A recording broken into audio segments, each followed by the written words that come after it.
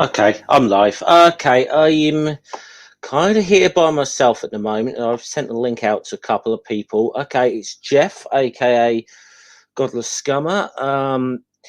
Yeah, I just doing this today, a little hangout for however long, depends on who I get in here, to be honest. No real set plan.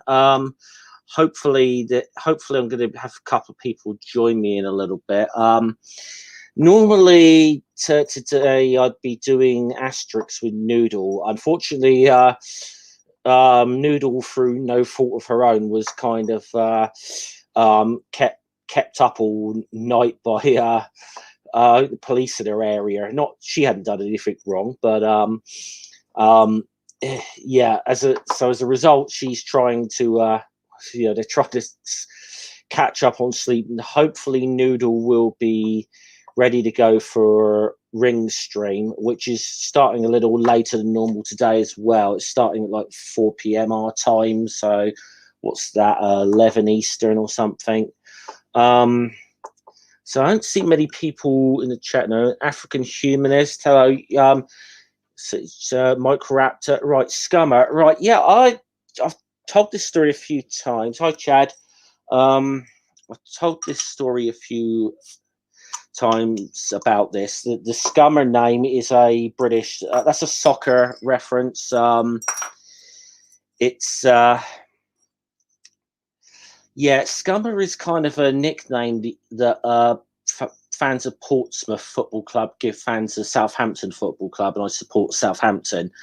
I just decided to embrace it. The allegedly the origin of it is due to a Dockers strike or something that never actually happened. It's a bit of an urban myth, but that's kind of where the name comes from anyway. So yeah. By the way, yeah, anyone does want to join, give me a shout, because I see Donna's in the chat as well. Hey, no, I promise it's not. I wasn't planning to do football. Besides, the way my team's been playing recently, it's not something. It's not necessarily something I really want to talk about at the moment, because we keep getting absolutely fucking beat by everyone. Hey, Amanda. So the link is in links in one or two. It's in Jen's group. Oh, I just realised I forgot to put it in Amanda's group. Actually, as you're in the chat, Mum Rafius, I'll put the link in your group as well. Anybody wants to join.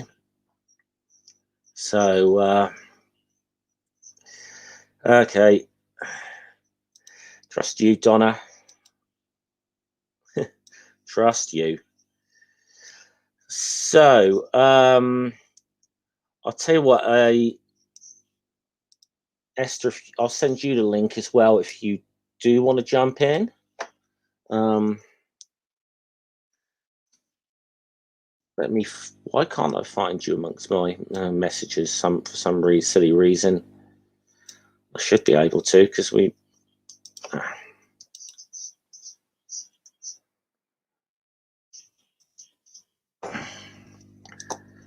Yeah, I'll send you the link as well if you do want to jump in.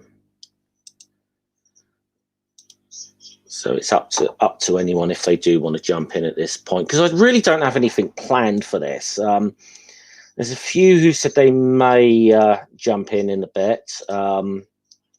Hops is possible. Jenny's a possible, depending on what Jenny Morgan that is, a pretend if she's awake. Seraphim said she might jump in, so they all have the link. Yeah, hello Sandy. Other than that, I guess I'm just interacting with you guys. Yeah, I can understand that, Amanda. Yeah, you got to get the young'un up first. I was a bit, to be honest, I spent most of yesterday completely. Sorry to hear that. Sorry to hear that, African humanist, but you know, it's there. Sorry to hear he's a bit under the weather. Yeah, I spent yesterday. And we have, I think we have a hop. I spent most of yesterday. And I hear myself echoing. Okay. Sorry to hear that, African humanist, but you know, it's there. Sorry to hear he's a. Sorry, my. There we go. I heard myself echoing. That was my telly. Yeah. Good afternoon. I'm doing a bit quickly before I. Oh, hello. What's happened here? Yeah, well, I jumped in a bit quickly before I had everything sorted. Okay. Hardly even had my camera switched on, but of course, the most important thing I completely forgot, which were my headphones. So sorry about the echo and all that. My fault, not yours. Yeah, no worries. No worries. How are you, Jeff? Yeah, I'm not too bad. I was just saying that I'm just doing this because Noodles had to take a rain check on the Asterix today because of I think the police in the area were keeping them up all night. The police helicopter was up and about, and I don't think she got any sleep until about 7 a.m. this morning. And then, so she was way too done into. She's Noodles. They're hoping to be ready for Ring stream a little later. So hopefully, but Ring's starting a little later than normal as well. So right. There's we were supposed to be doing Asterix and Obelix all at sea today, so yeah, that's I think that's quite a good album actually. Yeah, I enjoyed it. I mean, the downside of it was there's so many of the cartoons of black people that we have so many issues with in them that it's going to be difficult to like not show them. That's the only downside of it. But I don't remember that well, but I could imagine there would be because and that's actually one of the beautiful things about it is that it's about a lot of different people or rather different peoples coming together to do something great. That's actually the as I see it the main. By the way, sorry, I just reacted to something African Humanist put in the chat. I'm really sorry. I'm really the son's tested positive for COVID. Oh, I'm sorry to hear that. He's asymptomatic though. Just keeping an eye on it. Yeah, you take care of him and you take care of yourself. Sure. Yeah. So that was the one but I think compared to the one we did last week, that was pretty bad. Oh goodness, that was awful. That was an awful thing to go through, and I just see. I think it seems to always. African news. Yes, that's the one we're talking about. Myself and Noodle for the past 6 or 7 months have been going through every single one of the Asterix novels. We've done 29 of them up so far. Today was supposed to be the 30th. So we talk about not just from going through the comic books, but talking a little bit about the actual history of the period as well, because Noodle's a classicist. So I'm sort of trying to talk to you now, keeping an eye on the chat as well, Hop. So that's okay. Of course. But yes, that one last week was. It was like, to me, there was so many opportunities for some good lessons that could have been taught in that one, and then but it just come away with like it was just like a very, very bad take on women's lib, you know. And even sort of things where there could have been a good discussion around, you know, like sexual harassment and sexual assault, it failed utterly to address that, you know. So it's like, yeah, I did see the stream. I think I was in the chat too, but not as much as other times. I have to admit it. I think I actually became. I thought Noodle was the one who was going to go off on one. I think it was me that ended up on going off on the tirade. So, and theoretically says if you know French and Latin, it's even funnier. I would also say Noodle picks up on the Latin jokes way more than I do. Yeah, she would, wouldn't she? Yeah. Anyway, how are you going, Hops? You got much going on at the moment, or? I wish I had a lot going. I'm still unemployed, and that has. I mean, this week it really got to me. Yeah. And it sometimes just goes to me with so much force that I really can't. I just go really depressed and isolate myself and do absolutely nothing. And it is. I mean, it's a depressing enough situation to be where I am, just where you're just locked down and not doing anything. But at least I still have my paycheck coming in. Well, I do have my paycheck as well because I mean we have welfare. In Denmark, and it's not like I'm suffering. It's not like I need more money. Really, I don't. But it's still you need it. I think when you just shut down, not doing anything, it makes you feel kind of useless. You know, yes. people do need to work. You know, I mean, this is what. We do need to do something useful, not necessarily work, but I mean, work would be a way to feel useful. I mean, if I could get my channel really up and running and get 2,000 subscribers or whatever, and a lot of patrons, I do that. The problem is the rules are that I really can't do that when I'm unemployed. I'm not allowed to have any other types of income. And there are also limits to how much I actually can do these things. I mean, I've shut down not shut down, but I've stopped the payments for Patreon for the last 2 months because I'm not going to risk anything. Yeah, I haven't taken anything out of the Patreon yet because I am just. I know it's not a lot enough that's going to get me any aggro, but I do want to just see where I stand tax wise before actually putting anything into my account, like into my actual bank account when it's taxable. You know, so of course. But then again, I mean, if you have a small Patreon that only have a few patrons, it can't be that much tax. I mean, it's to be honest at the moment what I'm getting. To be honest. It's probably not going to cause me any aggro, but it's just I just like to know where I stand with these things in case the income from it does pick up a bit. And speaking of reminds me, I forgot to put my banner on again and say thank you to my patrons, Gary Priestley, PJ Smith, and Dog. I'm having a Carlsberg. Oh, sorry. Oh, okay. Let me put you full screen set. As I said, a Carlsberg. Okay, I'm not familiar with this one. Yeah, it does say Grimbergen, but that's actually Carlsberg, so it's a Carlsberg. Okay.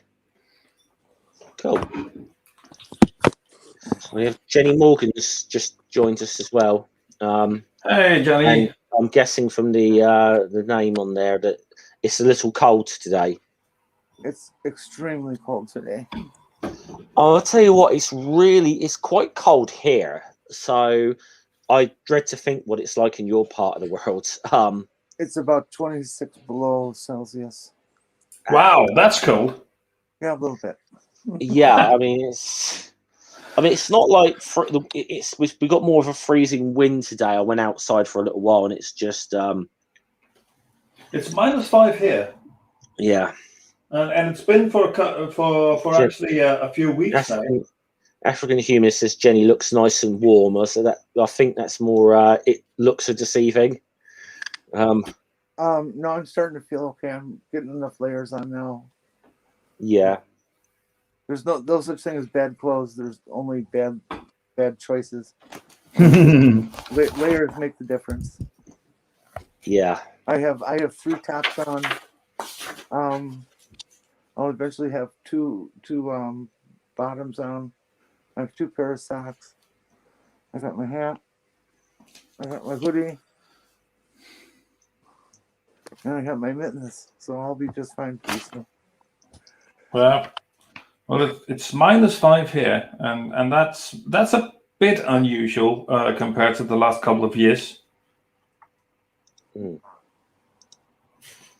See, we've had, I'd say, the last couple of winters in the UK have been fairly mild winters compared to what we used to getting.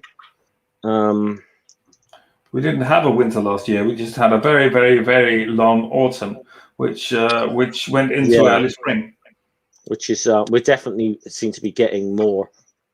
Yeah, it was pretty easy last year too. We sometimes have a little weirdly last couple of times we've had snow or whatever, and where I live, it's been like in like March or April, which is really should be way late for that. But we had a very and this is the funny thing, you'll still get and yeah, Mama Atheist got there right before I did. You will still get these fuckers that will say, "Oh, I felt cold this winter. Climate change can't be happening," and you're like, "Fuck." Yeah, and then it's really frustrating having those. Like, so I can understand why Amanda gets really pissed with these people, because I get pissed with them, and it's not my job to actually try and work on solutions for this,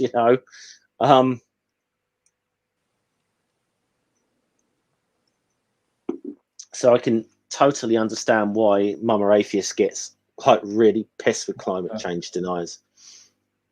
It's been cold like this for 4 days now, and it's going to remain this way all week. Well, so where exactly are you, Jenny? The southeast corner of Minnesota. Okay. Yeah, that's inland. Yeah, there's a whole state above me that's even colder than I am. That's called Canada, isn't it? I heard it was like 45 below up in International Falls. And this thing is actually, isn't it? It's actually not half bad. I'm usually not very impressed with neither Carlsberg nor Grünbergen. This actually good. Nothing for the Germans, I will say. However, I had to. The contents is a small novel in itself. Where did I put my glasses? Oh, there. So this actually has concentrated carrot extracts in it. Ever heard about a carrot beer before? No. I think I've had 1 or 2 before, but this one takes it to a different level. Just look at that color. Oh, that's quite a nice. It's quite interesting.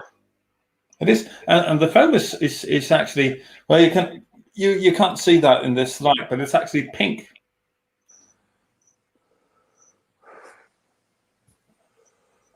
Oh, I bet someone will call this, and that will annoy the hell out of me. I bet someone somewhere will call this a woman's beer.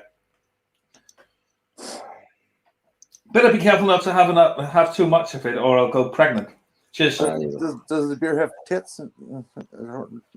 Not as far as I can see. Not as far as I can see. But I Rayman really, says looks more beetroot than carrot. I agree, but it doesn't say beetroot in the contents. There are red carrots. Yeah, there are, by the way, and they're actually the purple one as well. Yeah, dark purple-ish. They look absolutely fantastic, and they taste just like regular carrots. Actually, the regular carrots, regular carrots aren't even the original ones. The original ones are the purple one and the all yellow ones. The orange ones were bred in order to satisfy or whatever, pay tribute as a tribute to, I guess, the Dutch Queen at some point. I don't know what I'm doing. I don't know what I'm doing here. I'm letting in all the people in the community who've got better hair than me into my stream. I'm not sure if I've ever seen Chad before. How are you? Except I've never seen Chad with his hair down before. No, it's not Jenny that's frozen now. Chad is. Chad, you haven't junk shopping again, dude. Oh my god. Yeah. Depends on I think it depends on Chad's Wi-Fi a lot of the time. So I think he's having Wi-Fi issues.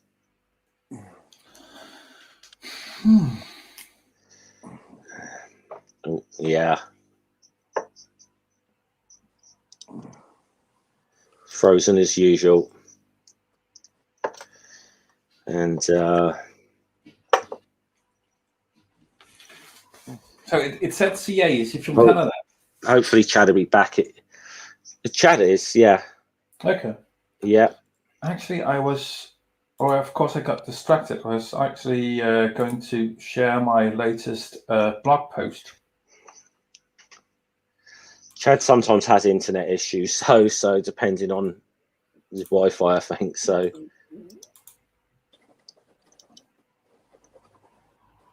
Hopefully he'll come back in a sec. Yeah, it's so cold, even the internet's frozen.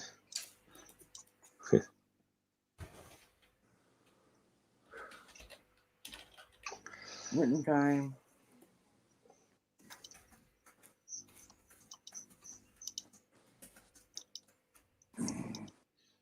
Normally I wouldn't be dressed like this inside, but my furnace is broken. Oh. I think I should mention that. Oh. Yeah.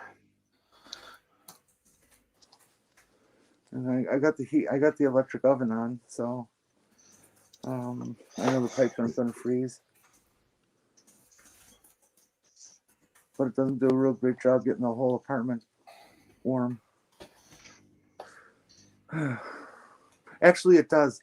Every room except the bedroom. Which is, of course, just 2 rooms, the kitchen and the room. I'm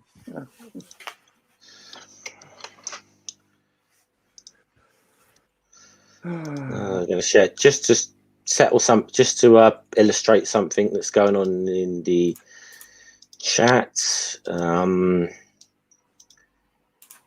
Yes, purple carrots are indeed a thing. Oh yeah. Yeah. So. And as I did say, as part of my diatribe earlier on, they are, as I understand it, more original than the orange ones. That I think so. Yeah. The orange ones were bred to look like that, to pay homage to the Dutch king or queen or monarchy, anyway. Because orange is the somebody said this in the somebody already said this in the chat. I think it was theoretical. He said some if carrots got orange from William of Orange. So I think that's apparently that's a bit of an urban myth. Okay. 5 minutes ago. Yeah. So saying it hopscotch. Okay, hopefully we got Chad back now. Okay, if that's a myth, I'd actually love to hear the actual story.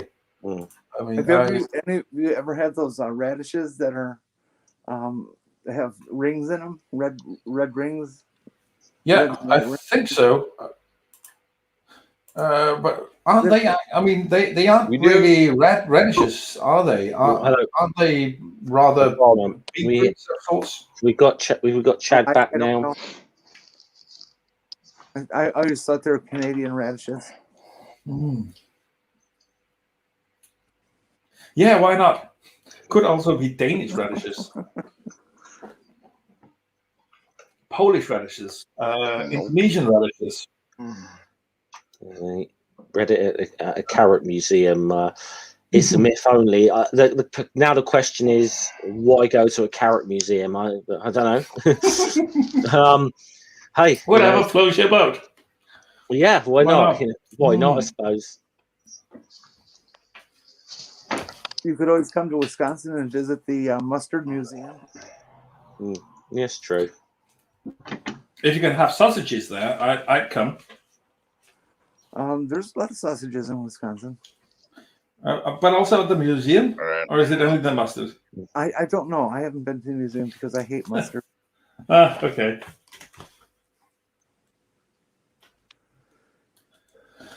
Well, that's one thing that I have in common with Barack Obama. I really like Dijon mustard. That's that grainy stuff, like it's got little pebbles in it. No, that's not what defines Dijon mustard, as far as I know. Dijon mustard could be that. It can also be the very fine grind. Dijon is about how strong it is, I think. I just no idea how check. So, what's that, Chad? Sorry, can you just speak again? It's frozen again. Oh no. Well, it is Canada.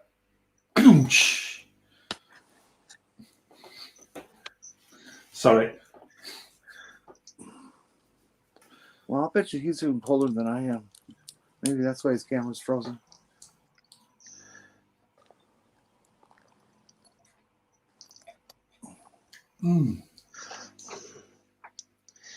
Yeah, Nerdy's saying the Dutch did propagate orange carrots. The myth is that they were solely bred in honor of the Dutch royal family. Ah, okay. Yeah.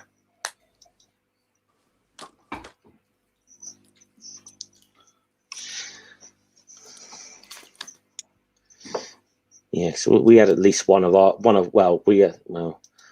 Williams of Orange was one of our kings anyway. So we lost Chad again.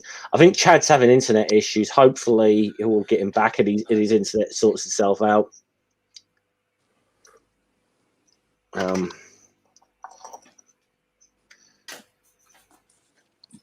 Oh, that's another urban myth. If you just share that last tweet from Microraptor. What's this? This was Cambridge says COVID. This one. No, that's Mama Atheist. I mean, you can share her all the time as well. But I was thinking of what Microraptor writes just underneath her. Oh, your Danish one. This one. Yeah, exactly that one. Yeah, that's another urban myth for you. Denmark isn't particularly cold. I mean, last year, as I already said, we had a very, very long autumn, which went directly into early spring.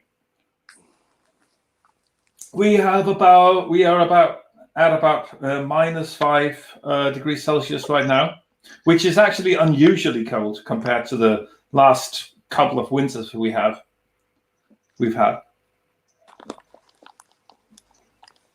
And I really enjoy that we finally got a bit of actual winter weather. I can go play with the sled with my kids outside. It's always good fun. You don't do sledding indoors? We don't do not that much, no. Right. I'm gonna Mandy, do you have a link for that at all? Because I'm curious about that.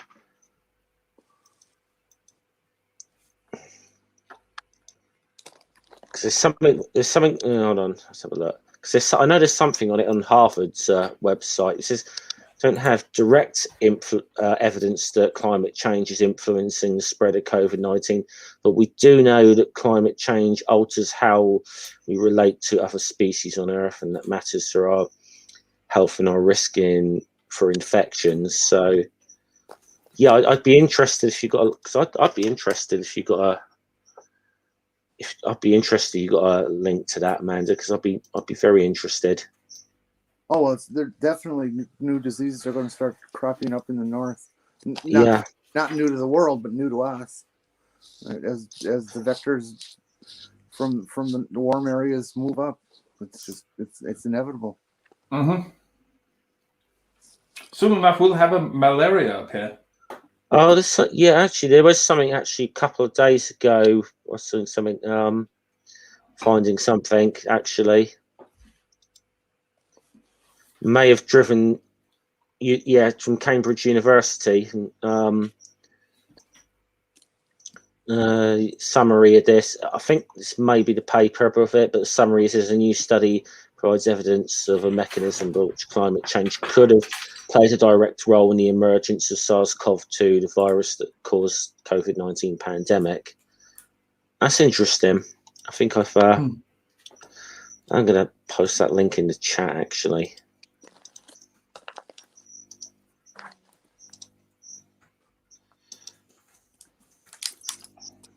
That's kind of interesting. It certainly wouldn't surprise me at all that it's going to have effect. These are things, some of the effects climate change is going to have.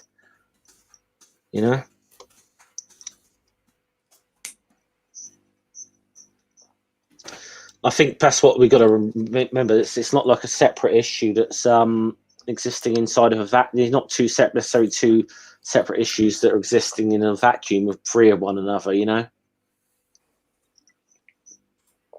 So no, it isn't.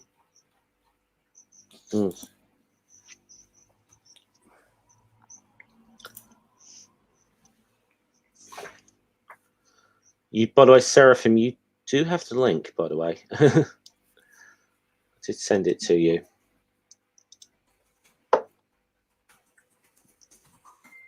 Come on in, Sarah. Yeah. Oh, okay. Let's try again. Let's try Chad one more time here. Do we have a Chad? Yeah. I think so. Okay. Sort of hear you this time, I think. All right, I'm alive. I had a bit of a problem with my Wi-Fi, and then I got my computer, and I brought it to the smoking shed, and then I knocked on top of my computer, and there's a whole water thing, and it's been a busy morning. How's everybody doing? Yeah, we're doing good. Better than you, I would say. Smoking fit and a water issue, and yeah, no, it hasn't been that bad, I will say. You poor man. I gotta take it as it comes. That's what life does. Is there something wrong with your left hand? That's what it's about. Enjoy the ride.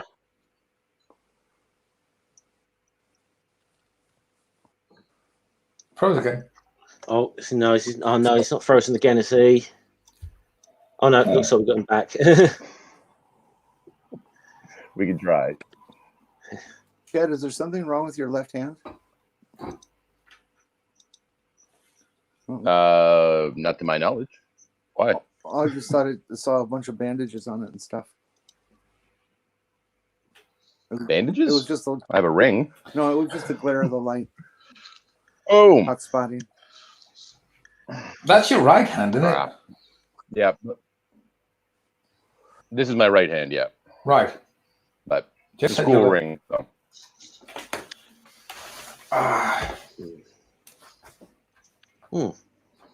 Could be a mirror thing.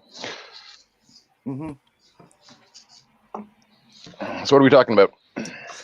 Just anything really, to be honest. This is like a bit of a replacement stream for the thing myself and Noodle normally do. So just throw it open. Let's have a chat. All right, so let's talk about global warming then, since I live in a place where it actually is a thing. And Jenny looks a little cold and unconvinced about this whole global warming, climate change thing at the moment. Hold on.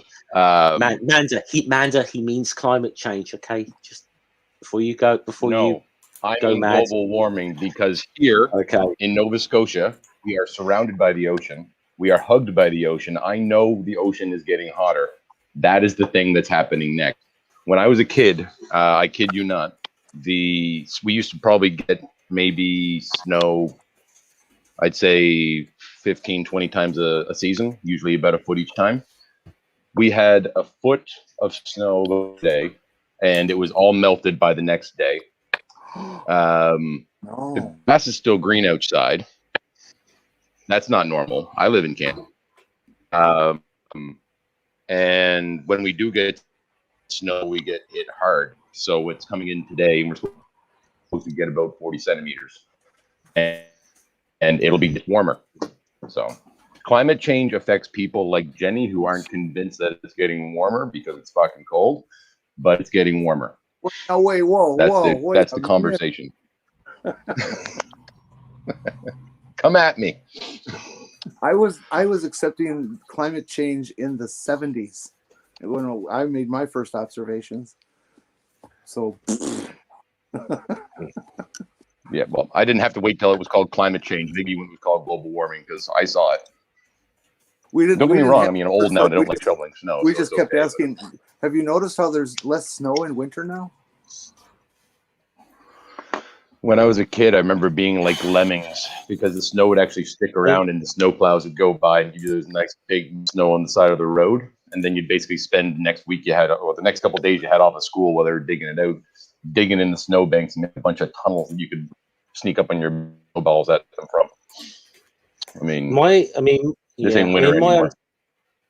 My understanding is that the two terms that global warming is just one aspect of climate change, but it just refers to rising global temperatures. I think the problem is that people used to with climate change, it's more about increasing changes in the measures of climate over a long period. But people use the term somewhat interchangeably, and they probably should. Oh, somebody's here. We've got a Seraphim. Hi, Sorry, Seraphim. Seraphim, I wasn't paying attention. Hello. Hold on. The issue Okay, hold on. The globe is getting warmer, but what happens that all the weather systems get more radical, the parameters for how wide the spectrum of intense weather has expanded. And to help combat these idiots who go on the floor of the Congress with a snowball and say, it can't be no warming to stall. And so they started calling it climate change just to get people to lay off the warming thing, because people didn't understand. Oh my God, people are doing that here. It's like 40 degrees. So people are like, oh, it's not global warming, it's 40. I'm like, that's not the thing.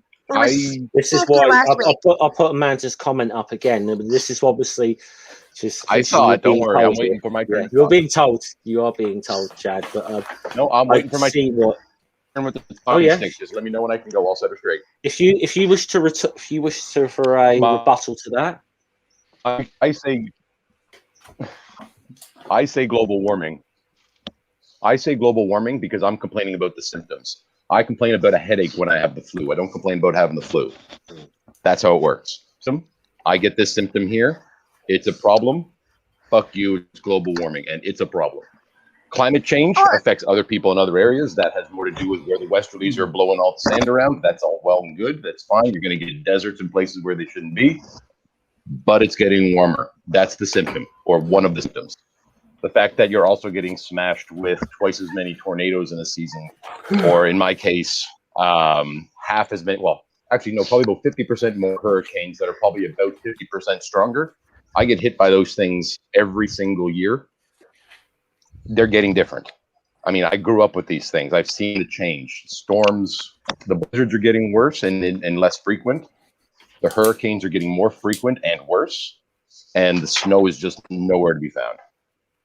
If you want to know what the Earth is going through, you have to live by the ocean because the water is what's telling you the stories. What's the snow you speak of? It's this weird little thing we have up north. It's what happens when water goes bad. You have to wait for the spring thaw to use it again. We had that in Georgia once, and we shut the entire state down, and it was fake. Apparently, it didn't melt like normal ice. Well, it's places that don't get snow when they're not ready for it. My heart breaks for them because in my garage we've got like literally, it looks like a gun rack of snow. It looks like a gun rack of snow shovels. But remember about 2 weeks ago, I think it was about a month ago, I think got hit. Yeah, we weren't prepared for it at all. Yeah, I mean, that was whenever I worked in our claims department. So we had people that would just like abandon their cars on top of like a hill, and then we had like, well, how many cars did your car hit on the way down the hill? It's like, yeah, about 7, 8. That was fun. That's how they were. When I was living in Ireland, I was hanging out with some Finnish people, and the Finns are absolutely awesome. They're the awesomest people in the world, and they had absolutely fantastic Russian stories to tell about the Irish. When Ireland was once every 10 years or so, Ireland gets a little tiny bit of snow in the winter, and this winter that she was talking about was when they actually had a substantial amount. And I mean, she was from Finland, so she knew exactly what to do. Put on her winter tires, did very well in traffic and all that. Problem was nobody else did because this. I mean, you see those license plates all the time. Yeah, the ditch dwellers. That's a favorite pastime here on the East Coast is license plate shaming, especially in the days of COVID, because all these come from aways are coming here with the disease. Get the fuck out of here. It's so if you see your license plate, you're like, that explains why you're driving stupid. Oh yeah, we do that here in Georgia too. It's fun. Oh yeah. The thing about whenever the snow hit here is I have a coworker. He is obsessed with Saudi Arabia and Alaska. So the entire time he's bragging about how he's so good at driving in the snow, and it's like we haven't seen snow in like years. No. Like I haven't seen snow since I was in elementary school, and you expect me to know how to drive in snow? Okay, people from the Middle East are not allowed to drive. He's not from the Middle East. He's from the United States. Egypt, and this is not a racist thing. This is, but I'm just speaking in general. When I was in Egypt driving around Cairo, on the highways, the on and off ramps, they have spike strips, unidirectional spike strips to make sure people don't get on the highway the wrong way. That's huge. They built this shit. They are bad drivers and they do not give a fuck. The lanes mean nothing. They put these lines down on the road as a formality. Just don't do it. Why not just get creative with them if you're going to do that, though? Like, just draw little swirlies and little pretty designs. Where were you talking about, Chad? This was when I was in Egypt, in Cairo. A lot of places in the Middle East, but all the major highways in Cairo, they have spike strip highway to make sure people are going the right way. It's a different culture. And so that if you go the wrong way up the ramp, your tires are ripped to shreds. Is that? Am I understanding that correctly? Yeah. Okay. Wow. Absolutely correct. Yes. Wow. Because they can have spike strips on the road down there because they don't have snow, so the plows don't rip them up, right? So they can put whatever they want on the roads. The problem here is every year the roads get ripped apart by the earth heaving and everything breaks. So, and if that doesn't help, when the plows come by, take on the road, we got like it every year. Didn't get much Living of in the that. cold. You're breaking up. Okay, I assume that was my internet. No, that's Chaddy who's junk shopping again. No, that's me. Okay, you sounds like you're back now. Oh my god, I almost told a customer last night that they were junk shopping. Almost. So close. Because then they're like, what does that mean? Well, what happened was... it's not going to be called junk shop. It's going to be called doing a Chad before much longer. You do know this. I don't get good Wi-Fi in my smoking shit. I'm sorry. Yeah. I just don't. I've actually got enough gear to get like, my proper DSLR hooked up with my laptop to get like a fancy YouTube background with books and everything, but fuck you guys. Wouldn't calling it be a Chad like be appropriating incel culture or something? Say that again, sorry? So wouldn't calling it being pulling a Chad or being a Chad be appropriating incel culture because they're like obsessed with Chads? I think it's reclaiming. They talk a lot of shit about me, I'll tell you. Yeah. I don't know why. He seems like such a nice guy. It's because it's. I know. Well, according to incel culture, Chad's like a real like attractive guy that gets all the girls. So maybe they're jealous of you. I think they're onto something because I've seen a few people talk about how hot he is. So they might be onto something. Yeah, very well might be. The lighter's not working. Jed, before you started hanging out in this community, did you know you were hot? I've been told these. Listen to people say yes. Some people they didn't say no, and my life goes by at the same rate regardless. So. I wish I could achieve that level of not giving a fuck. It's try being online with the name Chad for a day. It goes water off a duck's back after a while. It's kind of been good for the ego. That might be one of the names that I used for like one of my roleplay characters like back in the day. So, but that was back before it was a really bad name. So yeah. Well, my only saving grace is my name isn't Chad; it's Chadwick. So it's not Chad, which means warrior. It's home of the war. There you go. My parents picked it because it sounded nice. You definitely got fans in the chat. You got fans in the chat here. So he's got fans in the chat. Boom boom. My only contact with Chad up until meeting you was a golf cart that was built in the 50s. It was a Chadwick. A Chadwick was a golf cart? Yeah. I have three cousins named Chad. Growing up, it wasn't a big thing until obviously the internet came along. But I will say that as a kid, the name sucked because it rhymes with every monosyllabic word you could know as a fourth grader. So when you do that poetry unit in elementary school, Chad, mad, dead, fuck off. you get See, my name. These things, right? Yeah, my name fit perfectly with that whole. There's a big fat Melissa at the door thing because it fit perfectly with that. So I heard that a lot. But that's also because like I gained a fuck ton of weight whenever I hit puberty. So it's like, Jesus, can you like think of something other than maybe saying I ate my hair because my hair looks like curly fries because it's getting a bit old. Get something new. Come on. If you want something fresh, my dad says I'm built like a brick shit house. And I make a shitty window, but a hell of a door. That is a very southern thing to say. A brick shit house.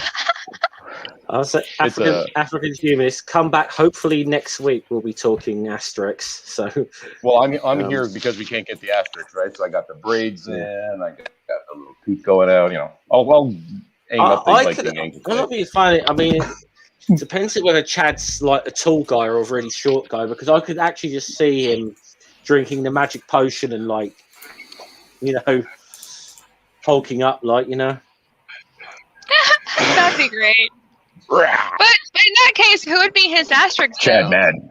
Who'd be the Obelix? Well, you said that. I don't know the series. You said that he would be the one drinking the potion and getting all big and strong. So who would be the Asterix to him? Yeah, he would point us a little lower so we can see the white dirty part. There we go. Yeah. Asterix is the one that drinks. Asterix is the one that drinks the potion. It's Obelix is the one who can't. Okay. See, I have usually by the time you guys do the stream, my medication is worn off, so I don't have the attention span for it at all, and I can't double up on my medication because I have to take it again for my work at night. So yeah, I'm trying to pay attention to editing this video that I'm doing, and I'm not doing a good job of it. Work is overrated. Life is for living. I wish I could adhere to that, but unfortunately I need to work. I need monies. We all need it, but it's a question of how hard are you working, because you're probably not getting paid to work. You're probably not getting paid enough to work as hard as you do. Work? What's that? So That's one of the things Well, I love telling students. One of the things I love I telling learned students. I is that learned a don't make bunch me of do my things from job my and I'm- work. I learned a bunch of Oh. fun conspiracies from my work. Apparently, from this lady said the other day, the coronavirus is actually the Antichrist.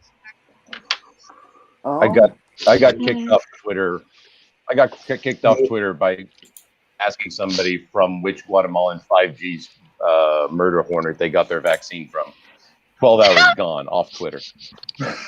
I'm just like, To be honest, Guatemalan 5G killer hornets. Really, guys? This is what we're actually taking seriously on the internet? Fuck to me. be honest, yeah, Guatemalan 5Gs.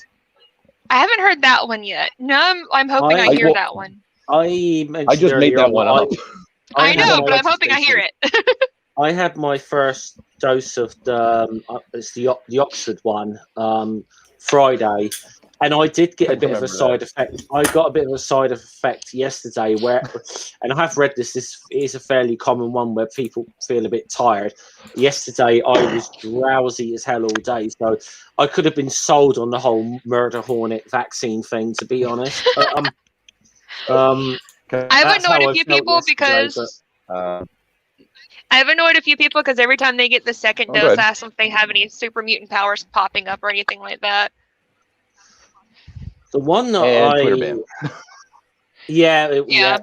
Well, this is the problem a lot of the time. They don't distinguish between someone who Twitter can't distinguish between like someone who's being dripping sarcasm. Stripping stuff. Well, it's a similar thing with YouTube. Like a lot of the debunkers have this problem with their videos get demonetized or they won't get seen in the algorithm because they can't distinguish them between Can't tell the post. Well, it can't distinguish them from the people who are putting the bullshit out. But the people who are out there debunking this bullshit have the similar problem. Well, yeah, that's because they use the same words, and the algorithm doesn't go through and view the entire video. It can't do that. Yeah, the problem with our world these days is we have two groups of people using two different separate definitions for words, and we're trying to speak the same language, and it just doesn't work. Yeah. I'm sorry, but at this point, I'm almost in favor of re-education camps. Yikes! Some of these guys got to go back to school. Okay. The views of Chad do not necessarily reflect the views of this channel, but you will learn. Damn it, you will learn. I mean, they may do. They may do. I'm just saying, not necessarily. Just in case someone's listening who might get offended, they may not, but they might. But they may not reflect the views of the channel. The only times I've ever had streams stopped halfway through has been Asterix streams I've done with Noodle. Yeah, I remember one of them you mentioned. I don't remember why it was stopped, but I remember it was stopped for like a dumb reason. Yeah, we could never find. Yeah, because one of them we started up again and it got stopped again, and it's like, which to me was just okay. Either myself or Noodles pissed someone off and they're flagging us. I think was the thing going on there. We could never prove that, but it was just that we put the appeal every time we put the appeal on. We got the streams back. You guys, I'm gonna take off for a while. I really need to go back to bed. Sleep, Brody. Rest up. See you, Jen. Noodles. Sweet dreams. I'm bigger now. Someone use my toodles. The African humorist, I think, says Chad's opinions may not represent this channel, but the looks do. I'll take that. Chad's now our poster boy. It's official. That's the closest. I'll use hyperbole. I'll take that. I'll take the rub off of that. I'll take that. I'll take about 10% of Chad's looks. It'll make me even way more attractive. So I'm just a cat today. So yay. Yeah. Well, I don't know what I'm doing. I'm letting all the people with better hair than I've got into my stream today. But you have nice hair. Yeah. And no one. Well, maybe some of the people here know what my hair looks like, but right now, as far as everyone's concerned, I'm a cat. Well, Yeah. Well, What's up, pussy? I ain't flashing my hair too much today. You've got yours tied back today, I think. Yeah, I do. I need to actually brush usually do. mine. I was a lazy piece of shit last night when I worked. I didn't brush my Mine- hair. Mine desperately I needs put these braids in 4 days ago. Put these braids in 4 days ago. You guys. Mine is no good for braiding. My hair's quite fine, so it's really no good for braiding. See, my hair holds braids very well because my hair is curly, so the ends of it curl, so it holds the braids. I really don't even have to use like elastics or anything to hold it in. It makes me happy. Oh. I usually braid my hair as well. It's just easier to get out of the way. I mean. Yes, exactly. I usually just wrap my hair up in a bun to keep it out of the way, or wear like a cat ear headband. When I'm working, I tend to have mine tied back in a ponytail or something. But braids don't hold in my hair very well because my hair's really fine. Yeah, fine hair doesn't really hold much of anything, to be honest. It just comes apart. Like you can braid it, but it will come apart like seconds later. Yeah, I usually just pull the Jack Sparrow thing with about 6 feet of spandex fabric tied around my head, so keep my hair out of the way. That's really all it is. And okay, I'll make this super nerdy. This spandex fabric, one of the reasons why I actually even have this much spandex fabric, you know those simulations or like visuals that people do with space time where they kind of talk about the things flowing around the fabric. Yeah. It's just kind of it's a teaching thing that I have, but I've actually got a 12-foot by 12-foot piece of this fabric that I cut a piece off. And it's exactly that. Just get the students to pull it all out, get some guy in the middle, pull it down, and start throwing marbles and everything else in there. It's great. That's pretty neat. Chad, with that thing, Bando, could you just say something for me? Can you say Hulkamania's running wild, brother? Oh yeah. Is that better? Hulkamania is running wild. A screen capture for you gotta have the Fu Manchu tash for that. Hold on. I gotta get the T-shirt in there, and I gotta get the whole. There's your screen for the thing. You look like Popeye. That's the thumbnail. By the way, Wild Heart 666. The band I've got on there. This is a Norwegian black metal band called Gorgoroth. That's my T-shirt. By the way, just to say something about your name there, Wild Heart 666. I think it's the first ever gig I ever went to was Motorhead, and the Wild Hearts were supporting them. So there's a bit of. I miss live music shows so much. I did, but mind you, I hadn't been to any for 2018's the last time I went to a gig anyway. I used to go to like 7 or 8 a year at least. Well, for a while there was a really big punk scene in my area, and then it just completely died out, and it makes me sad because there hasn't been like a punk band here in like forever, and I used to hang out with them and do mosh pits. It was fun. By the way, African Humans, thank you very much. Yes, I did. Yeah, I like a bit of drink a fight. Even if I'm a metal fan, I do like a bit of punk. So I like metal, but I don't really. I never really. There wasn't a metal scene in my area. Like metal's still kind of taboo in my area. Like a lot of people, when they find out that I listen to a lot of metal, they're really surprised. And well, you should look at probably somebody like let's take a band that Hops and I both like Napalm Death, which are like grindcore metal, but there is a little crossover from the punk era there, you know. Yeah. Oh yeah. I mean, I never. How do you guys feel about the drop? That was. Oh, they're cool as well. I have to say, I think metal and punk have more in common than actually separates them, I'd say. Oh yeah, I like both because they do have a lot of stuff in common. They have like a lot of similarities. A lot of them have like the same rhythms and all that. Did Chad mention, was it Dropkick Murphys? Yes. Yeah. Drink a fight. Are you familiar with Ferocious Dog? I'm not, unfortunately. Well, that's a pity. They did very similar stuff. Yeah, I had their former guitarist on my channel last year. He was actually a British indie musician called Les Carter. I actually had him on for an interview last year. But he's most famous for a band called Carter the Unstoppable Sex Machine, and they actually headlined Glastonbury in the early 90s. So I remember you're so adorably excited about that. It was great. Yeah, I was like, oh my god, I'm getting You're a total fanboy. It was adorable. Which is weird because I like that kind of music. It's not necessarily my type of thing, but Les is such a cool guy. He's quite happy to help out the little people, you know. So yeah. Well, as a general rule, I mean, I get that because like music just generally isn't my thing. But there's a couple of songs that have a couple of stories. Any song that's got a good story in it, I'm on board with. This is why I like me shanties, right?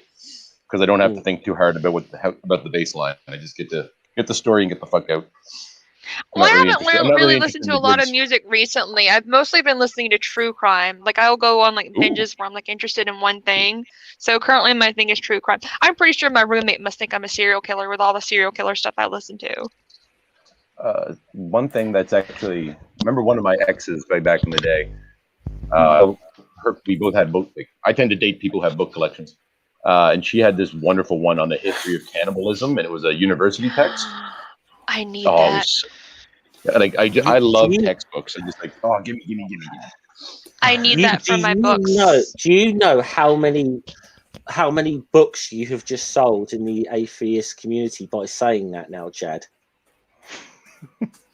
I don't remember the name of the book. It's some academic author. I don't know. But unfortunately, whenever I moved from my parents' house, I had to leave most of my books behind, and most of them got destroyed by my nephews who like to mess up my stuff. Right now, mostly all I have are romance novels from back whenever I used to do editing romance novels. I went to the Romantic Times convention in Florida, and they give out like a fuck ton of romance books. So I have a bunch of those now.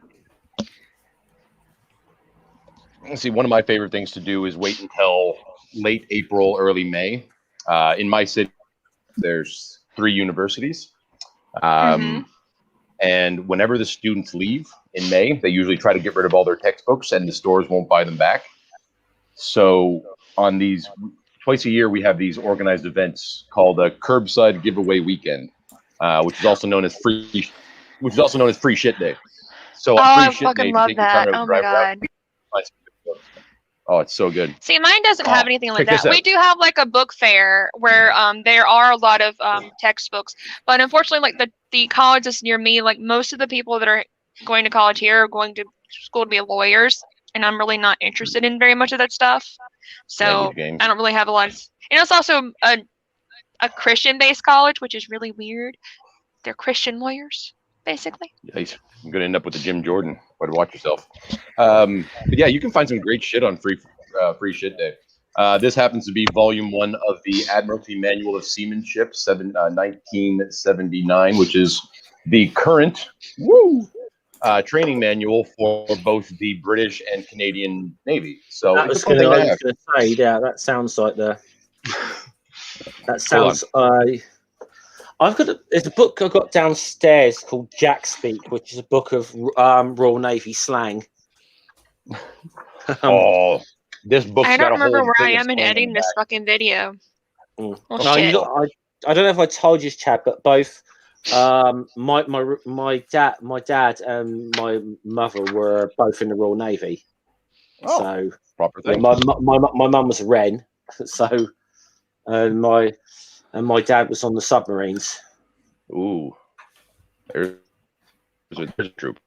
How do you get along? God knows. Fun story. After I left the ship, some of the students, because they have it's not exactly conscription. It's similar to conscription because every person has to submit. We're breaking some hearts today. How are we breaking hearts? What happened? Well, myself, Chad, and Hops are anyway. Well, see, I'm not hot, so I'm not showing my face now. Fuck that. Well, you are. That's why we can't. That's why you can't show your face right now. I think much. The thing is, right? I mean, you can drown in whiskey. The thing is, Sarah, Careful.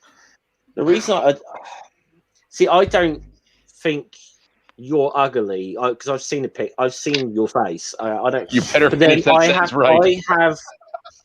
I have probably similar opinions of myself. So I'm like, I always feel I look unattractive and stuff. So, My thing about it is, I'm sorry. Please go on.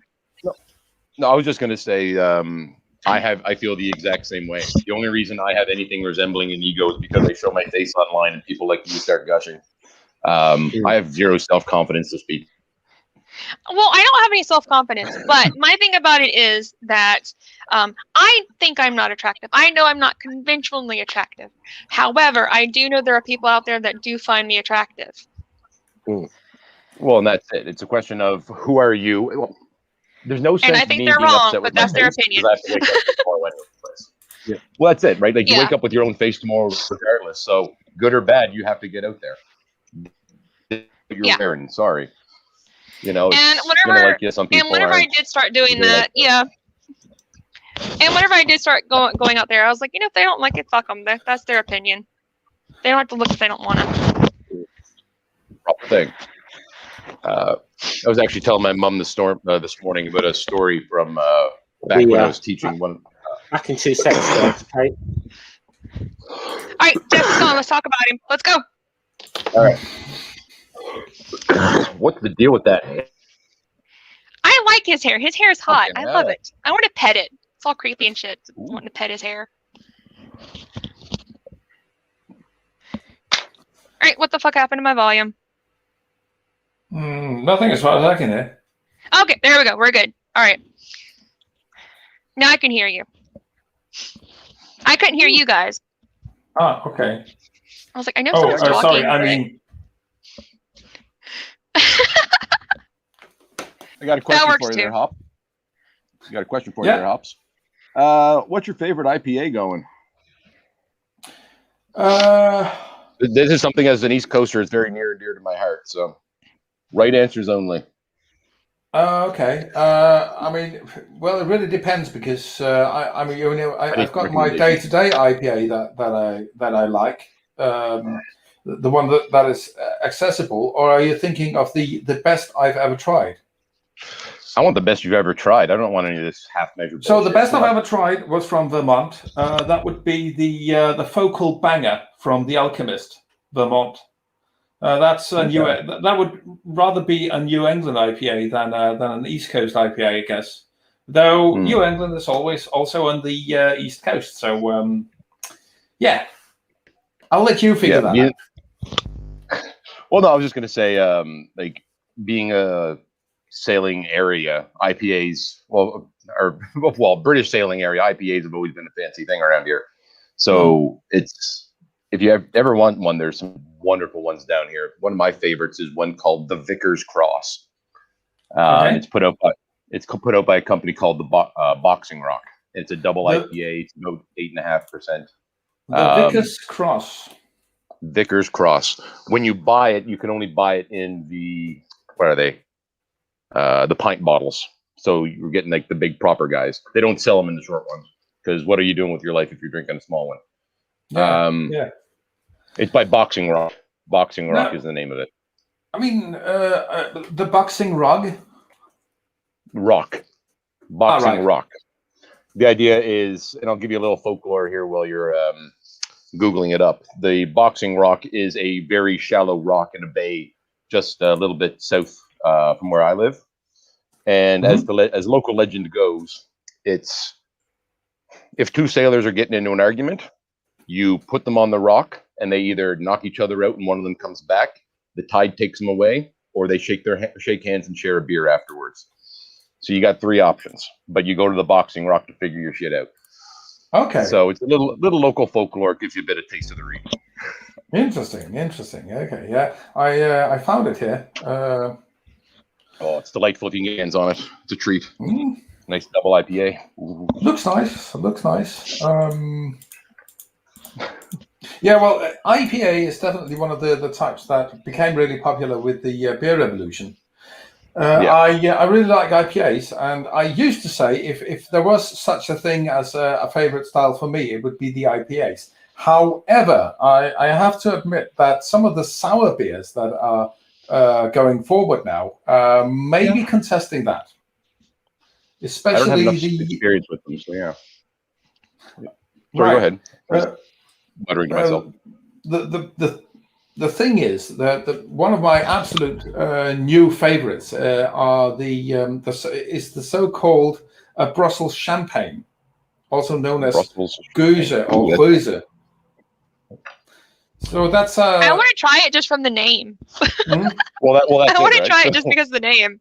It's a Brussels champagne. It is a sour beer, so it's a blend of three so-called foeders.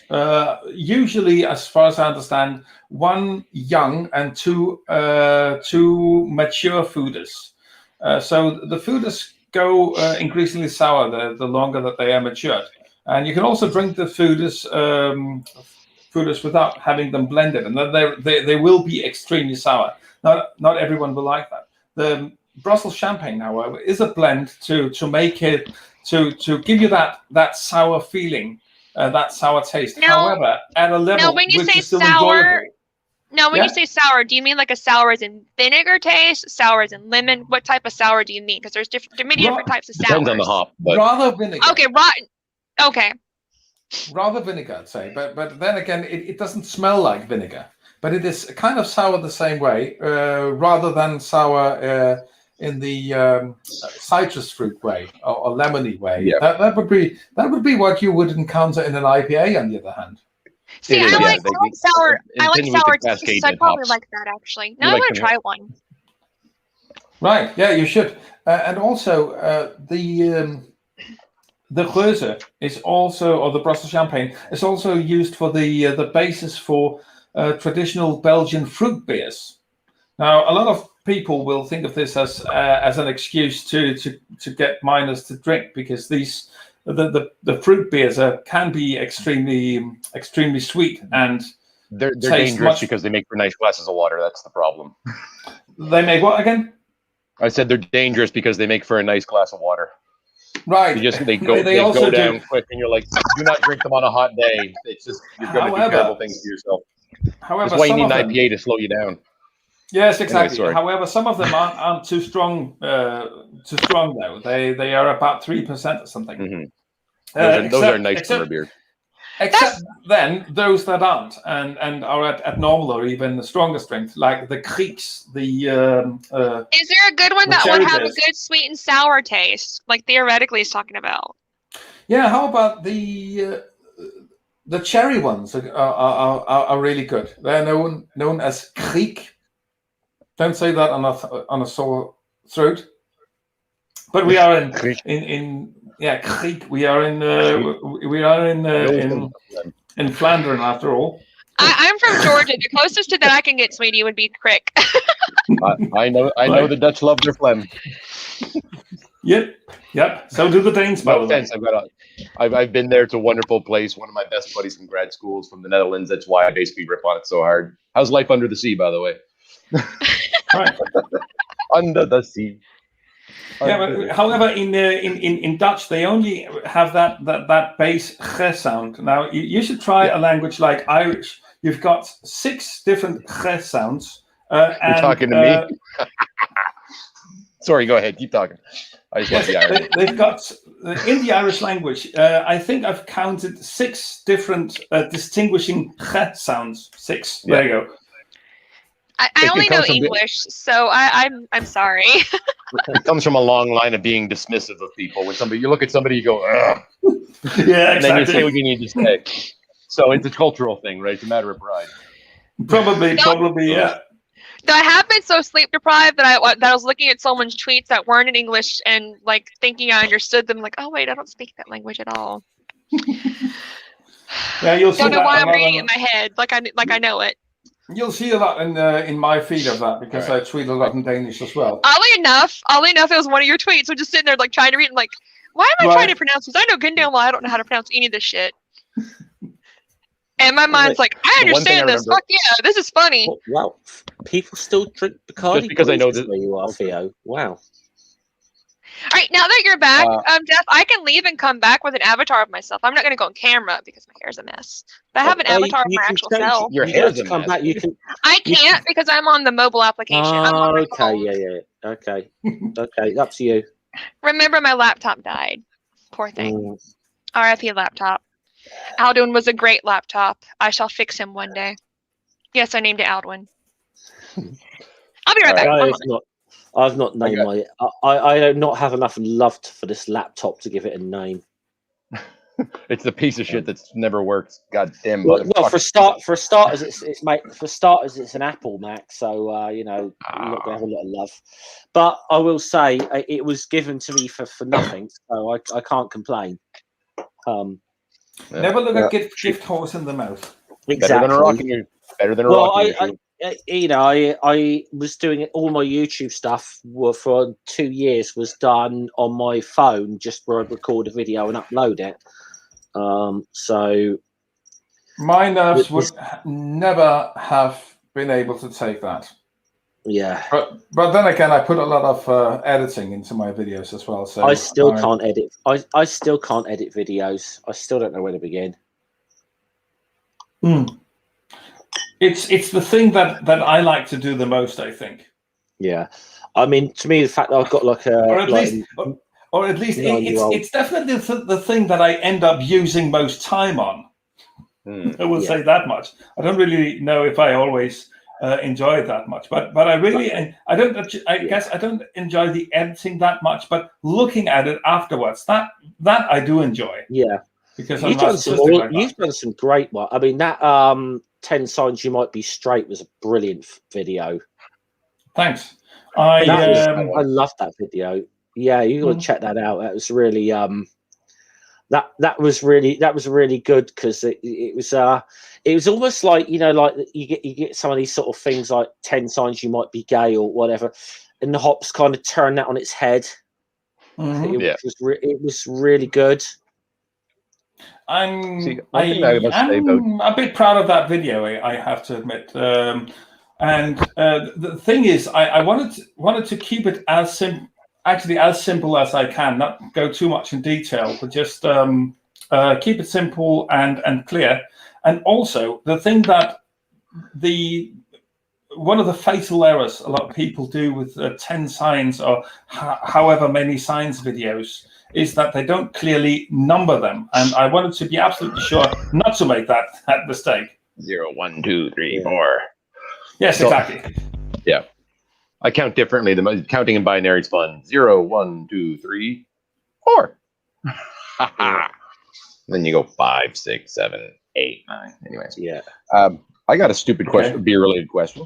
This is a beer question you've probably never had, Mr. Hops.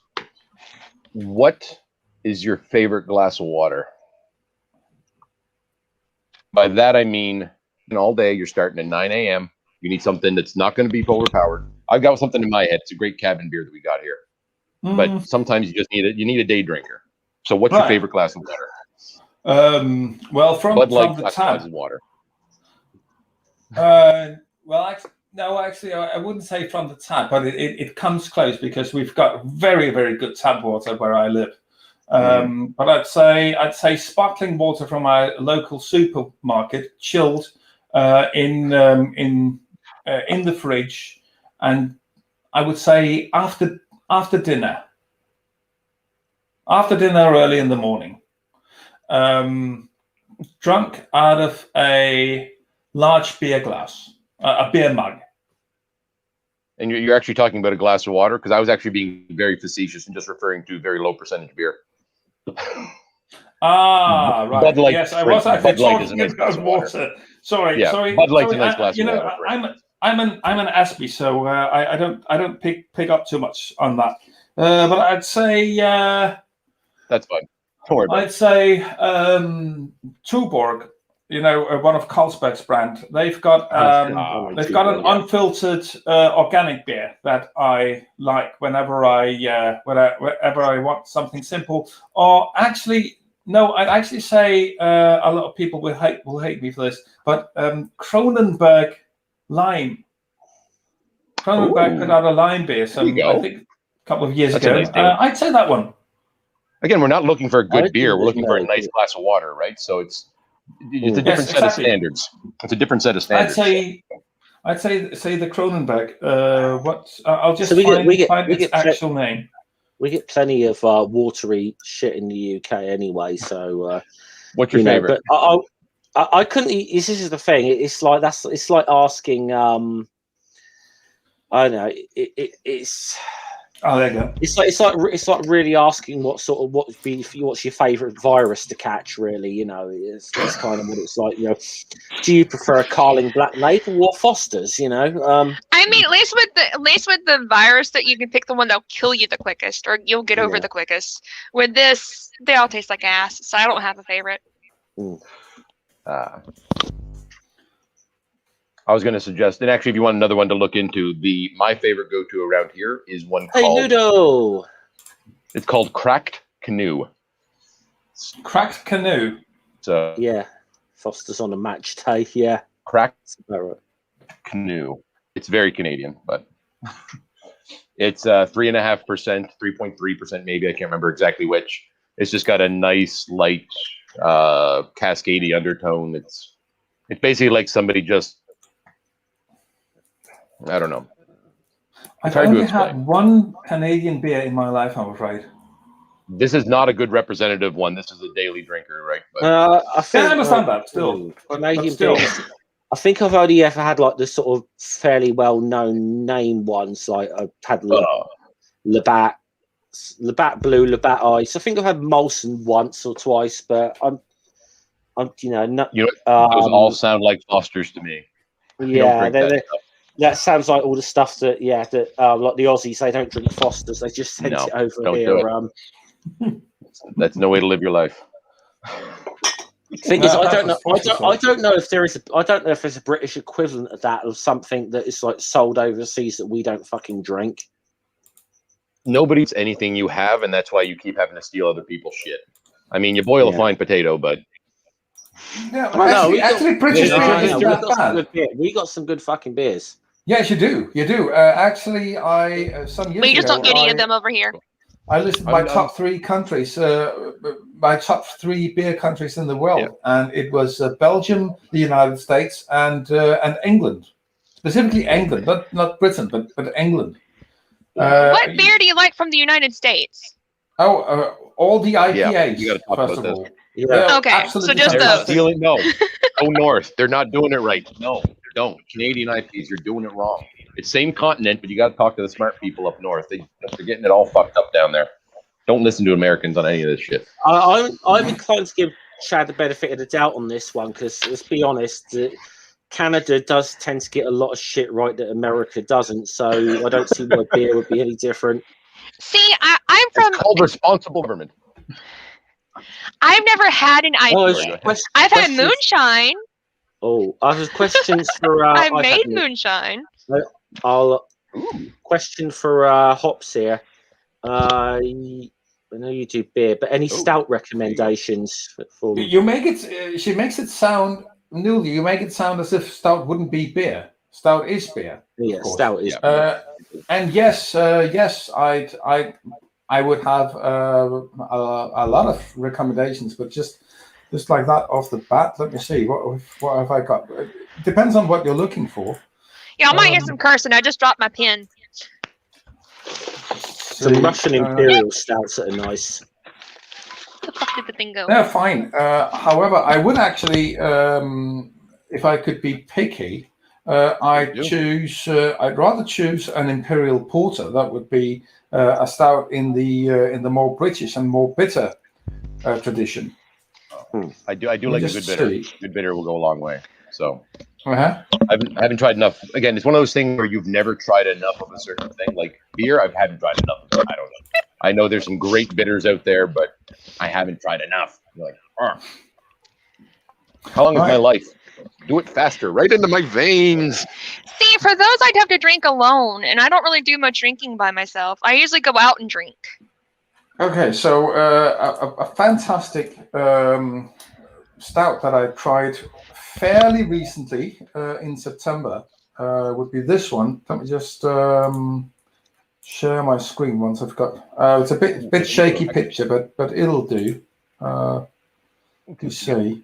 Oh, okay. Something for a beginner, a beginning stout. Well, Guinness, quite frankly. Yeah, Guinness would be a good beginner stout. But if you want something a little bit special, see if you can get the version that they're drinking in Nigeria. That actually tastes of something. Bit more spicy, bit more. Well, because Guinness is a bit more rich. Guinness here isn't that great. I'm sure it's better over there, but around here, Guinness kind of tastes burnt. Yeah, generally Guinness is my go-to, like when I go to the pub. So I am assuming the Guinness here we have is Americanized like most everything else, so it doesn't taste as good as it does everywhere else. Well, to be Same Sarah, I've heard from a lot of people here that Guinness tastes a lot better in Ireland than it does in the rest of mainland UK. No, wait, it does taste better elsewhere because I have a friend that was deployed and he says he drank Guinness when he was here and then he went overseas. He tried Guinness there and he's like, "Fuck yeah, this is a hell of a lot better." And now he can drink three pictures of beer and not feel a goddamn thing. And people are like, "The fuck are you doing?" Well, so what's this one? This one we got on Screen Hops? Yeah, well, that's something completely different. That's a Thai cargo from a French brewery called La Débauche. If you know what La Débauche means, I only know it because it's definitely it's basically the same word as debauchery. So I heard Lady Bush. So all right. They excel in really decadent beers where they put all sorts of fantastic ingredients into them, make them really, really strong and really, really rich. This one is spiced up with ingredients that you would find in a Thai curry. Also, that sounds delicious, and I want that glass. It is delicious. I just want to highlight what the African humanist has just said about Guinness. What we got here?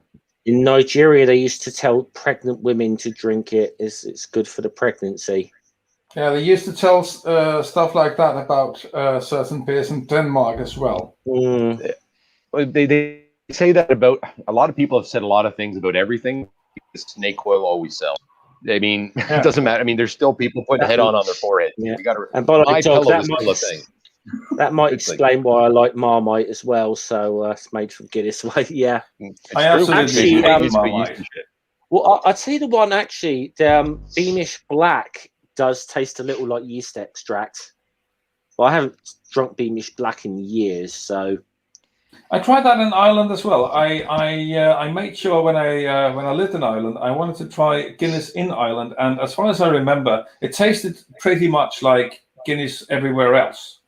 And I also tried Beamish, and as far as I remember, I actually felt that Beamish tasted like a bit more, actually. You ever think about beer as a yeast farm? Yeah, when we used to get, we briefly got Beamish Black on pumps in the UK, and it did have that slight yeast extract taste, it had a hint of Marmite about it, you know. Let me just get. Yeah, someone just said that Guinness was made from Marmite waste. No, Marmite is a byproduct of. The other way around. Sorry. Yeah. There's a little bit of truth. There is some truth to that, actually. Marmite is a byproduct of brewing. I want to take a step back here and talk a little bit more about the science of all this stuff. Isn't it kind of cool that by drinking beer, we're farming microorganisms to eat? I mean, it's basically a yeast farm, right? Yeah. I mean, we're the only species of our scale that eats things of that scale systematically. It's basically like soil and of some sort. It's pretty great. Anyways. Would it be kind of like the whales that eat krill, though, for the scale thing? Yeah, but I don't put it through my teeth. I don't spit it all back in and just be. Yeah, true. However you drink your beer, that's your thing. Not getting judged. See, the thing that fascinates me about beer is that there are people that that's basically like all they do is they drink beer. They don't eat anything. They sustain themselves on just beer. That's liquid it. bread. Yep, liquid bread. But the moment they stop doing it, they basically die because their body's like, fuck this shit. That fascinates me. I know it's horrible. Beer but... recommendation. Yeah, but they have to drink older styles of beer because they used to put ascorbic acid into beers back in the day as a conservative. No, what was it for conservation? As a preservative. Yeah, it is called a conservative. Okay, I thought that was wrong use of the word. But anyway, but I mean, as we all know, ascorbic acid also has the property that it keeps scurvy away and a lot of other diseases. So people could actually sustain themselves on drinking specific types of beer.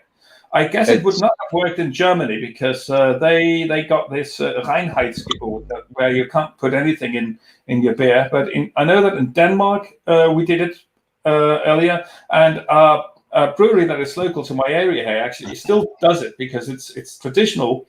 And this comedic duo from Denmark based a whole album they had. It was called "Beer is God," and one of the gimmicks was a small piece by the health authorities written back in, I think, the 30s or 20s when there was a cholera outbreak in Copenhagen. That the official recommendations from the health authorities was to drink beer instead of water.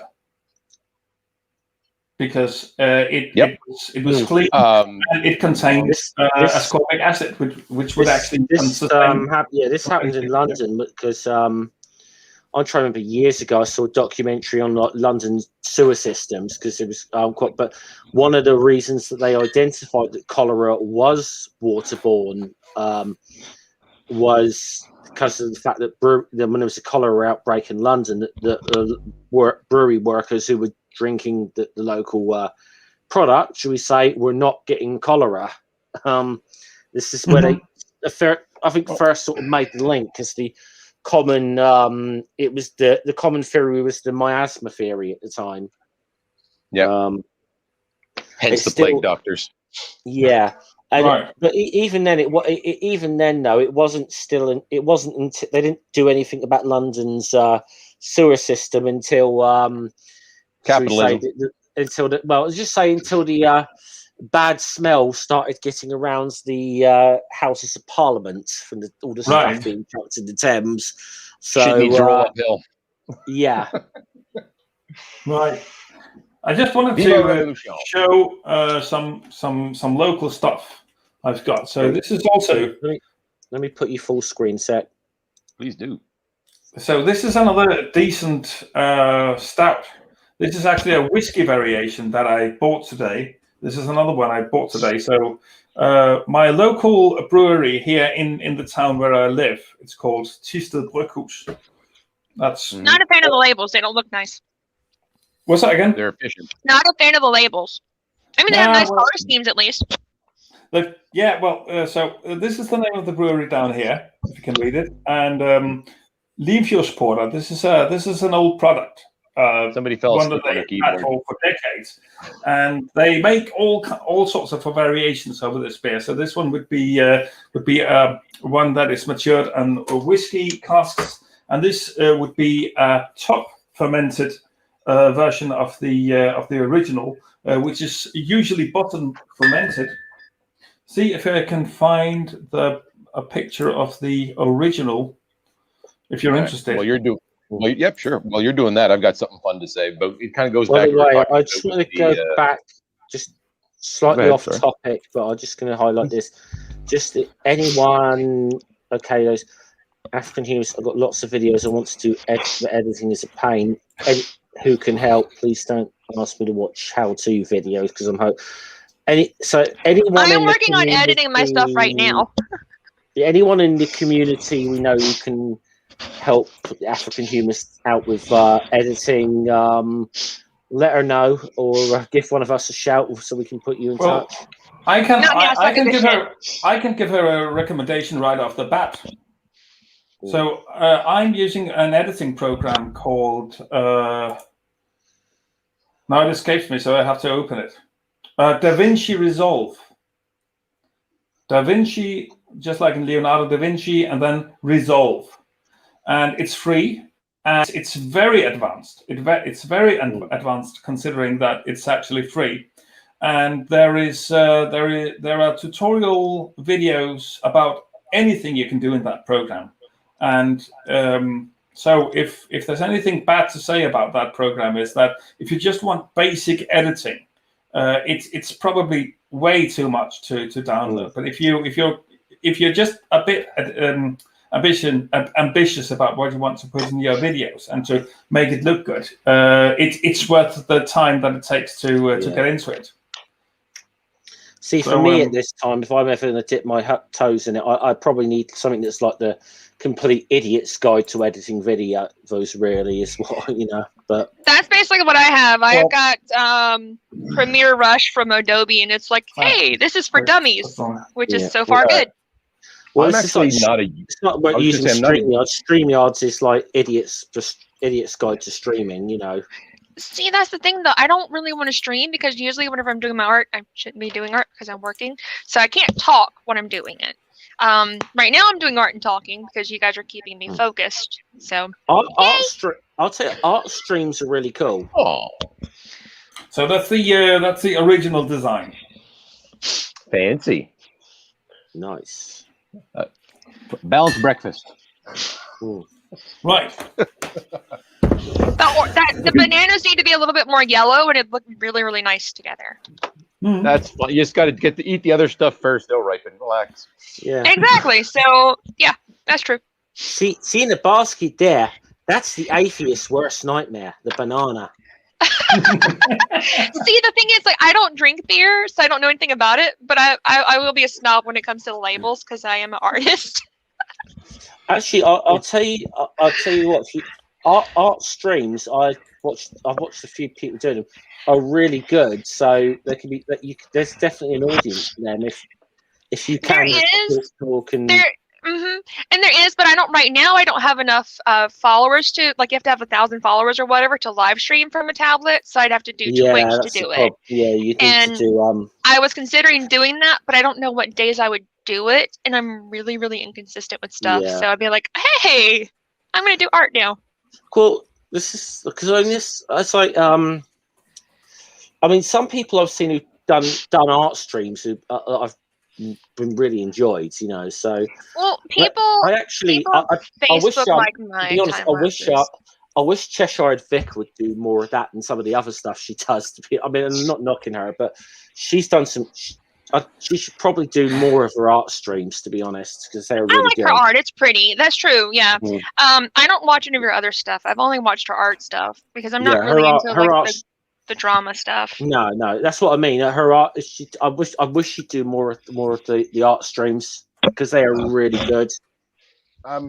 Just as a matter of course here, one of the things that really kind of bugs me about the atheist community, it's one of the reasons why I got out of it like a few decades ago, I've only really come back to it recently, is the drama. Oh, I fucking hate it. And it's not changed. Oh, I know. And it's the worst shit. It's just like, I get that you think that you're on somebody's team, but the idea of becoming an atheist is that you're on your own. I like drama from the outside. Stop it. I don't want to be involved in it, but I love listening to drama. Like, one of my favorite channels right now is Creepshow Art, because she has art and she has drama. I love it. Mm-hmm. Her art, though, is fantastic. That's not my thing. Oh yeah, she has gorgeous art. I love her art. From her is how I got. I started doing Skillshare. Not sponsored. That's how I learned like a bunch of stuff to do with Procreate, which is the thing that I use to draw. Yeah, hashtag not sponsored. I will say, since you kind of got the floor here, about beer labels. If you can criticize a beer label, that probably means it's a good beer because they haven't had to market it. Think about it. Well, no, so a lot of the simple ones, like the color schemes, the ones that you like, the ones that were showed out earlier, they had great color schemes. They're just like really, really simplistic. I like simplistic too. So like they were horrible labels. One of the go-to daily drinkers around here is one called Alexander Keith's India Pale Ale. No, and sorry. The labels basically haven't By the way, changed since forever. I'm sorry to be sharing this shit. I really am. It's your stream, brother. Do what you gotta do. African humanists asked a question in there about why we need to explain. Sweetie, no, don't torture the poor thing. Why would you She do hasn't. that? She hasn't answered yet. She hasn't answered yet whether she wants to know. The drama. Okay. The atheist. I want to hear about bananas. Banana. Come on. Let's Come on. on. With a can, then a lid, and then a tad. And then millions of years later, red paint, blue paint, white paint fell from the sky and formed itself into the words 12 fluid ounces. Oh, she knows. So she has been tortured before. So you're not the first one. Because we know if the can is made, there must be a maker. If it's designed, there must be a designer. To believe the soda can happened by chance is to move into an intellectual free zone. I'm just going to go into hiding for a little bit. Be back. Liposuction. And welcome to Hold this, Kirk. My face doesn't go on the same stream as him. Atheist's nightmare. Now, if you study a well-made banana, you'll find on the far side there are three regions. On the close I side, like the way he does banana. It amuses me. Grip a banana, you'll find on the far side there are three grooves on the close side. He's only read a few books. The banana and the hand are perfectly made one to the other. You'll find the maker of the banana, Almighty God, has made it with a non-slip surface. It has outward indicators. Banana's not in the Bible. Green, too early. Yellow, just right. Black, too late. Now, if you go to the top of the I banana, just can't get how it looks like he's jacking the fucking thing off the entire time. Is it also perfectly shaped to go up someone's arse as well? Exactly. So, you'll find the wrapper, which is biodegradable, has perforations. Notice how gracefully it sits over the just remember to use a lot of lube, people, and condoms. Ease of entry. It's just the right shape for the human not if you peel it like that. Chewy, if you peel it like that, you should be fine. And it's even curved toward the face to make the whole process so much easier. Seriously, Kirk, the whole of creation. It's curved towards the face. He likes them curved, apparently. That's good. Think of the human eye. How does this guy walk around bumping into shit all the time? Nerve endings and focusing muscles that move more than 100,000 times a day.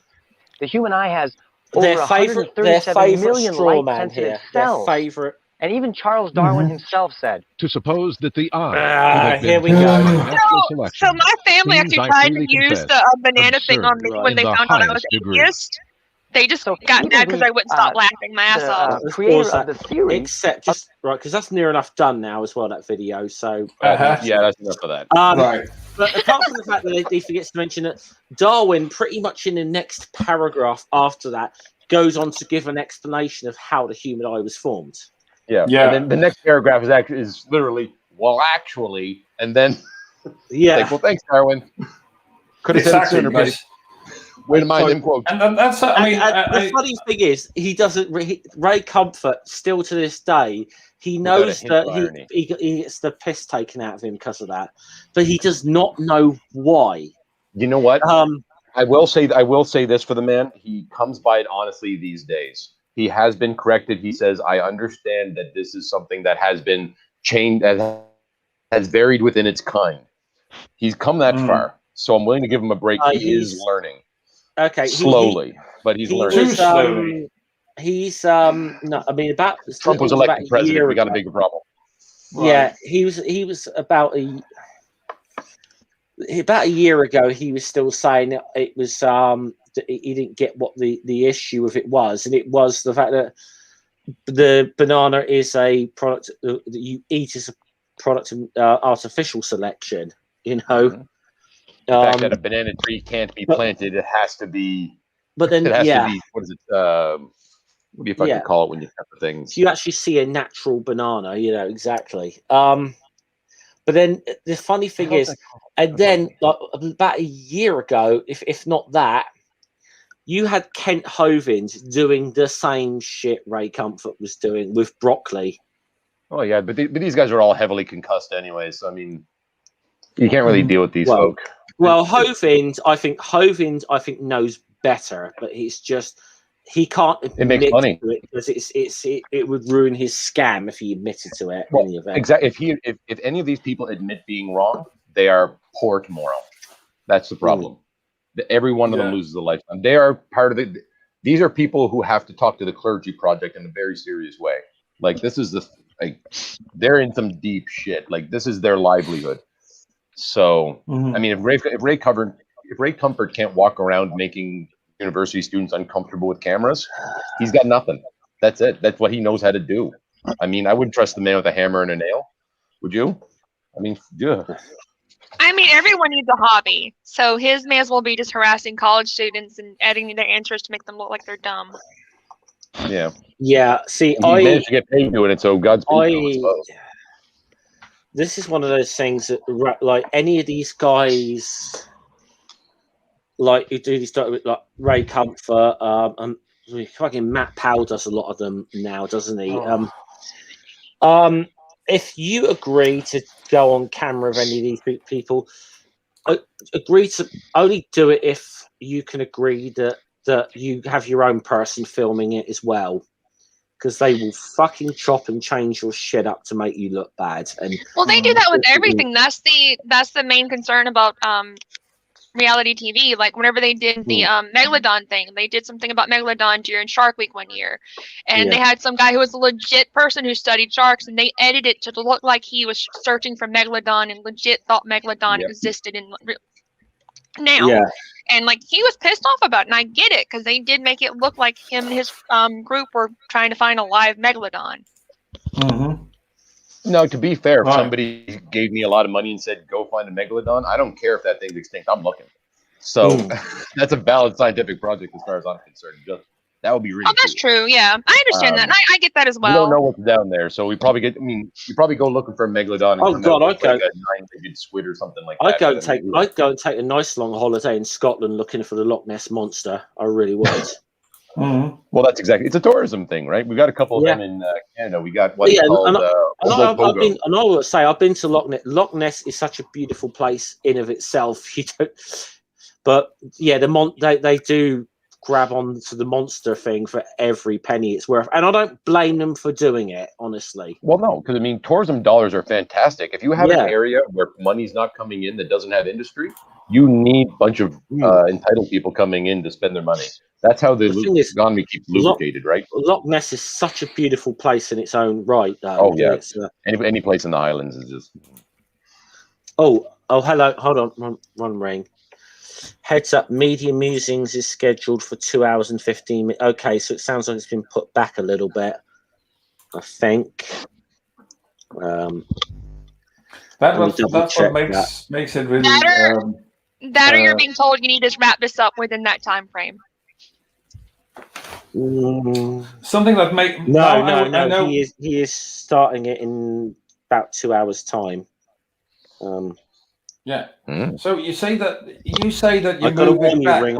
I might not be able to make it. The Ren ring to that. Possibly, I'll see. Anyway, when you say that something is moved backwards, in time, then you say what you mean. It's going to be pushed further into the future, right? Oh God!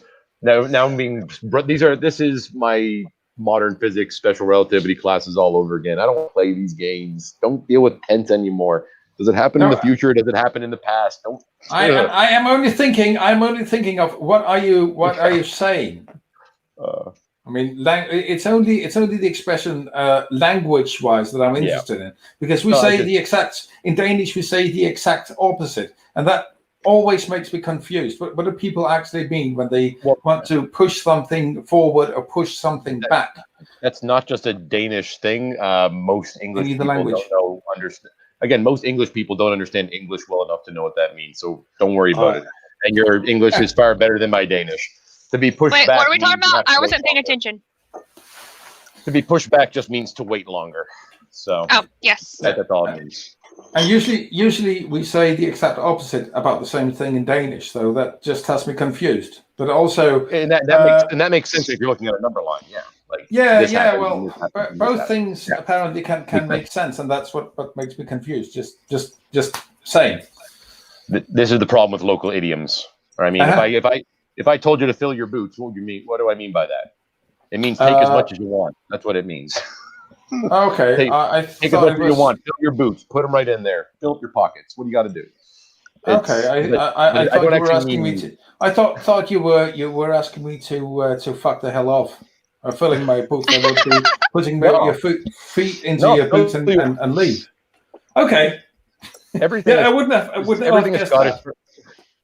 And that's it. Like everything a Scottish person sounds like saying "fuck off," but it really is a good thing. It means "fuck yeah, go do it." I mean, whatever you got to do. How many pockets you got? It's just a short way of saying that. It's like, oh yeah, take what you need, or take what you can carry, basically. I mean, I think Mark said it best when it's from each according to their ability to each according to their need, something like that. Yeah. I mean, that was more of a Russian thing that he kind of had going, but the Scots got her figured out. It was a German thing, actually. He was from Germany. Was it? Yeah. Yes. One of them Slavs. Lived in London. He never set his foot in Russia, as far as I know. Yeah, I just knew he was. My association was he was big in Russia. You're absolutely right. He is German or Prussian or one of them continentals. I've been to his. His childhood home in Trier, and I've also been to his final resting place in London. Oh, that's interesting. It's one of the things I've only been to London once, and it was only for 3 days. But one of the things that I really wanted to see was his grave. So and one day there was a strike in the tube.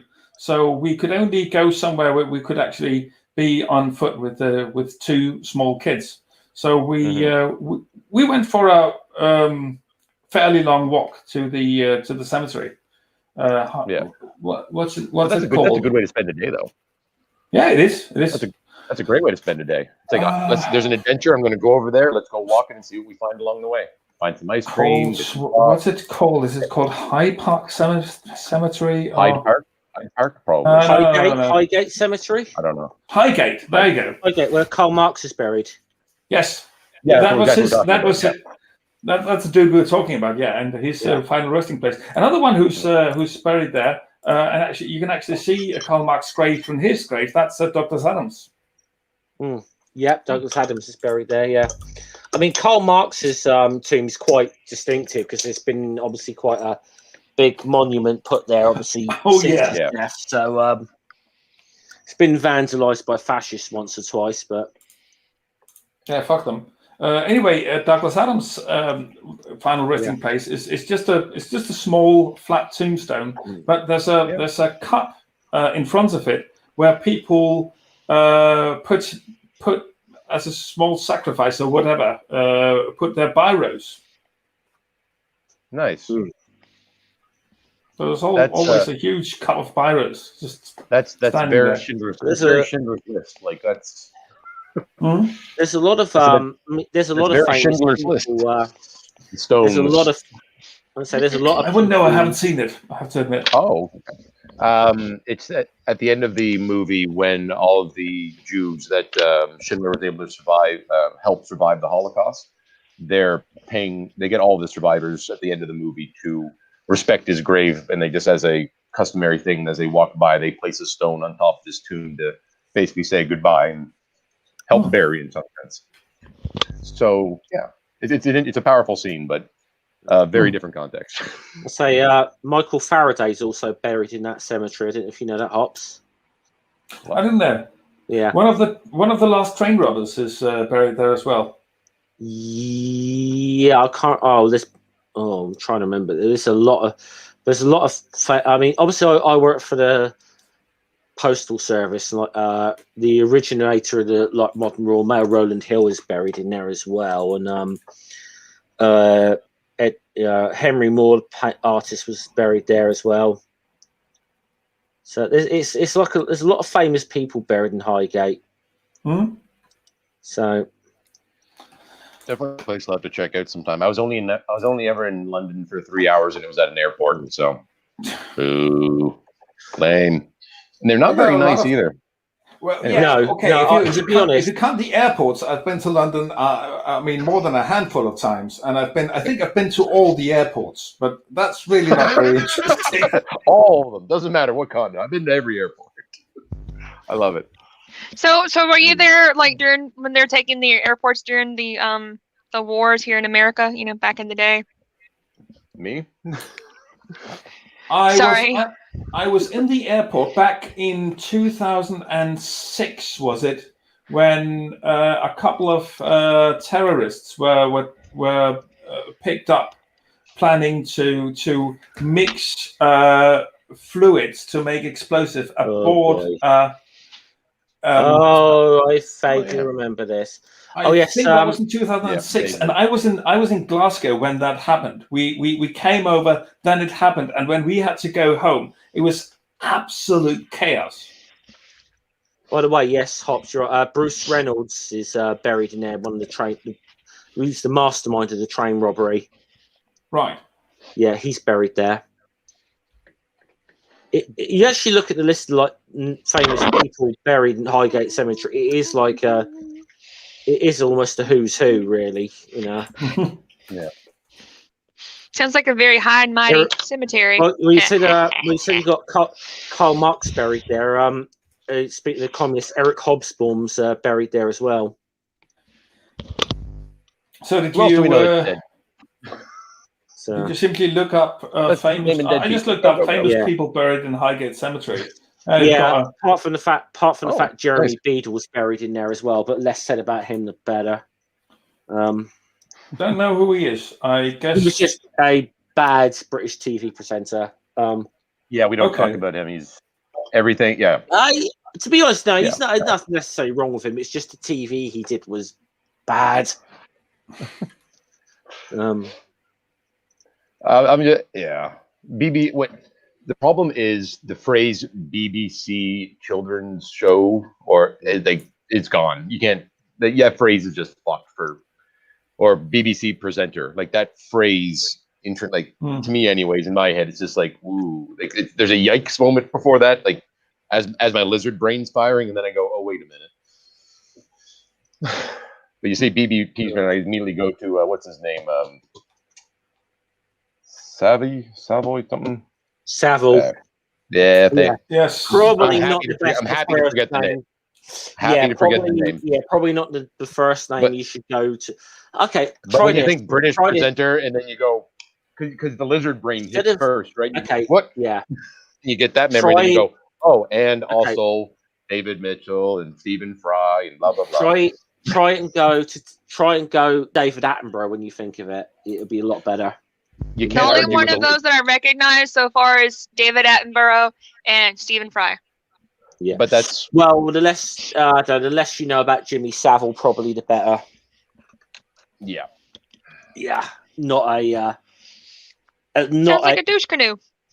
Oh. The definition of douche canoe. Douche canoes ain't got shit on this guy. Like this is next level. Yeah. Anyways, do your Googling. He doesn't deserve being platformed retroactively. The man's dead. Good fucking riddance. No. Yeah. I will skip it, even though I'm pretty sure that I'll forget who he is in like 5 minutes after I look it up to begin with. Heads up, trigger warning. Yes. So let's put heads up, trigger warning, sexual assault of minors. Sounds like an asshat. Yeah. The definition of Seraphim. I'll put it in the private chat. The Wikipedia thing about him. I don't want to. I don't want to read about him. You will learn. No. Yeah. You can't make me. Fine. Okay. Bring it up full screen. No. Help! I'm being oppressed. No. As a teacher, I can make you learn. It's what I do. To be honest, it's probably one of those cases, though, in British history. So, how the fuck did we not know? Because if anyone had to be honest, if you just to look at him, if you ever had a preconception of what a child predator looked like, it would be him. Now, in retrospect, yeah. Did he have the mustache? No. Now I want to see what he looks like. What was the dude's name again? Jimmy Savile. He was quite flamboyant with his attire and stuff, but I'm going to make he got away with a lot of shit for a long, long time because he did a lot of good charity work. I'm going to have to edit this out of my drawing video because I'm actually recording drawing, but fuck it. The comparison that looks like a fucking creeper. Is between Jimmy Savile and William J. What was it? William something Gacy, whatever the fuck his name is. John Wayne Gacy. Yeah, those two names go in the same sentence. Yeah. So you're dealing with a special kind of person that psychologists need to study for decades. These are not normal people. So, anyways, that's the nicest thing I can say about the man. Yeah. Noodle said, and the funny part is that later, whenever I'm editing this video for my drawing, I'm like, why the fuck did I look this dude up? Why am I looking this shit up? Yeah. What the hell? Well, like I looked up pizza during one of them. I'm like, why the fuck am I looking up pizza? John Stewart said it best about this guy. He said, looking at this guy, he said, this is he said, it's one of the few times that we, as Americans, we get to look down on the British and feel superior. Yeah. That's like he showed the picture. How the fuck did they not know this guy was? He looks like. I mean, he looks like one of the children catches and chitty chitty bang bang as it is anyway. He fucking looks like a creeper. I know that much. Like, I would not trust that fucker. Yeah. But he was a lot of people. Most of what came out, what he did, only came out after he died, Sarah. To put it in context, a lot of people thought he was a brilliant guy because he did an awful lot of charity work and stuff. And in a horrible way, that does make sense because I'm guessing the people that he victimized, they're like, well, I don't want to ruin it for other people because he's doing charity, and everyone else likes him, so no one will believe him. He's the original. He's the original Epstein. Not Epstein. What's his fucking name?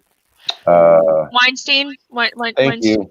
Yeah. He's the original Weinstein, basically, except kids. I mean, it's one of these situations.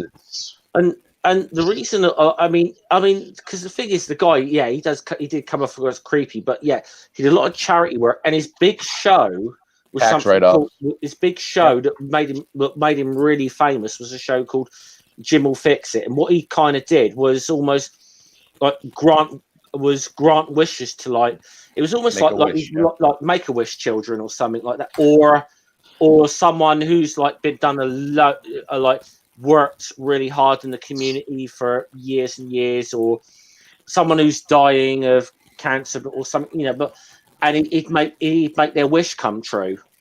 When did he die? 2011. Not soon enough. But you see what I mean? He did that sort of stuff. So a lot of people thought, okay, he seems a bit creepy, but deep down he's a nice guy because he does all this great stuff. And then after he died, so much shit came out about him. It was like even if you thought he was a bit of a creep before that, it was like, oh my fucking god, this guy's one of the biggest criminals in British history. Whenever he died, people are like, well, that explains it about some of his behavior, basically.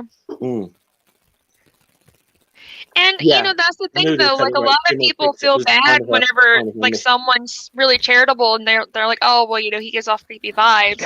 So people really don't think too much into their there's gut feeling about somebody. Charity, there's a huge problem with charity because people with charity, in order to do that kind of charity, you need to have that kind of money, which means and usually to get that kind of money, you have to either be really lucky or really fucking shifty. So anybody with that much money to throw around is either, you got to look at them side-eyed. I mean, that's not, no. I mean, these are tax write-offs. These are not charitable things. You either give up $1 million to this charity now, or we will take $1.5 million away from you. Which would you prefer? Well, they'll give it to charity. I mean, that's not the way the math works, but that's more or less the idea. Hi, dog. So, hello, mate. You all right? Philanthropy is a smokescreen. Philanthropy is a smokescreen. SpaceX is bullshit. Elon Musk is corporatizing space, and I'm not mad about it at all. Anyways, hi everybody. Hey, dog. Hello, Chad. Seth from Oppie. What? Hey, I just came up with something. Listen very carefully, everyone. What's up, dog? I really, really was hoping you were just going to cut one loose and fart just now. Every part of my being was waiting for you to just rip. That made me laugh and like just put like a complete mark across the thing that I'm drawing. So now I have to fucking erase it. Fuck you. Me personally, I enjoyed it. Always at your service. Laugh. I nearly did. I mean, but you go on back, like I said, that like some of these people or whatever. I mean, I feel like really bad that I ever at any one time in my life ever liked Bill Cosby now. I really do, you know. But here's the thing. like I mean, you have to separate the person from their product. Yeah, I mean, you can appreciate art while not liking the artist, and it's a horrible I will still double admit, think, unfortunately. But I think his routine on Noah's Ark is fucking hilarious still.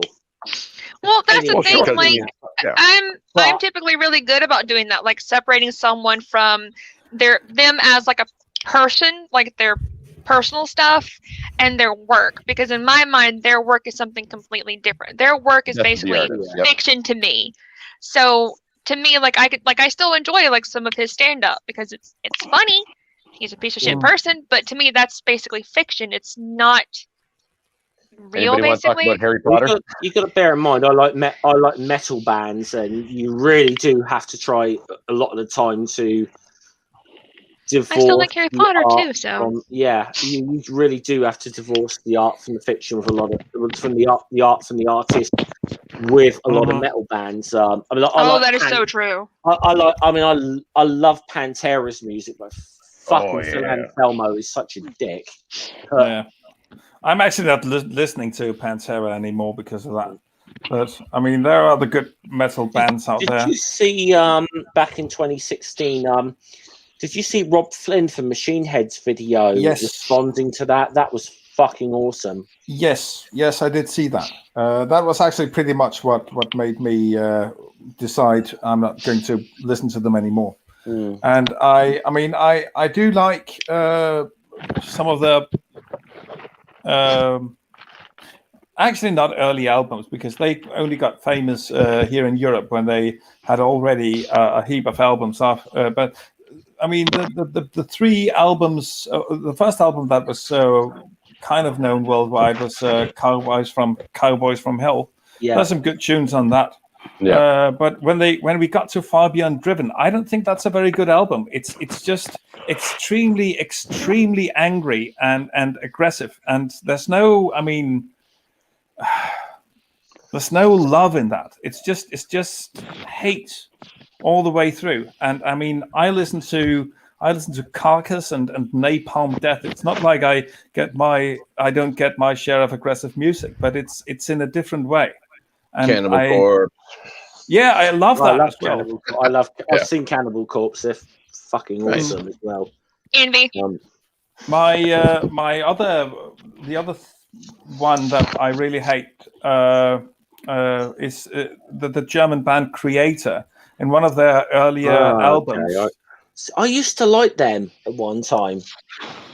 Yeah, but in one of their albums from the 80s, they are writing in all the credits and all that.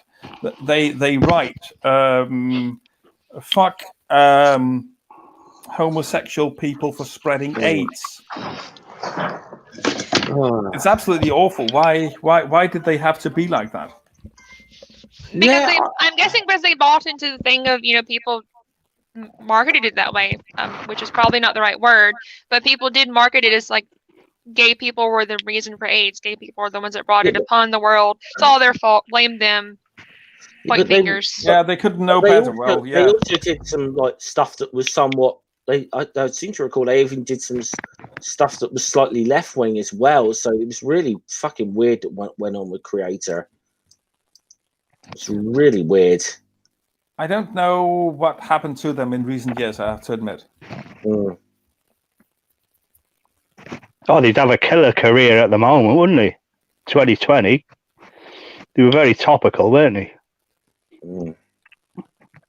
Has anyone noticed I've actually got a picture of me up? I brought some glamour to your channel, Jeff. Some hairless glamour. Have we lost? Oh, by the way, have we lost Chad? He just left us. Jesus. I think his Internet probably cut out again.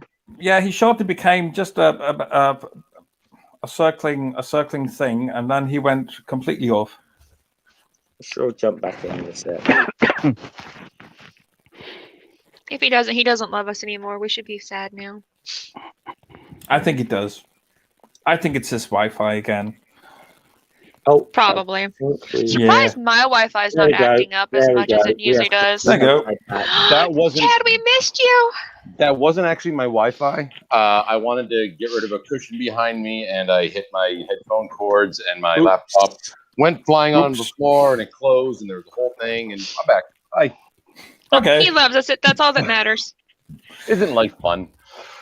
So, how are we doing? I've noticed something strange. Have any of you tried to cast Spotify to your TVs? I don't think to use Spotify, to be honest. Okay, because when I'm casting Spotify from my laptop, it after some time it just loses connection for no apparent reason. It doesn't do that when I cast from my phone. I don't know if you have similar. I never cast from my laptop whenever I had it. But yeah, with my phone, I haven't noticed it disconnecting. I'm gonna be back in like 2 minutes, guys. Okay. Alrighty. Though honestly, I typically cast it to my Echo because I have one in this room and I have one in the kitchen, so that way I can listen whenever I go from one room to the other. Because I like to have a lot of background noise. Right. I cast it to my like TV because that's the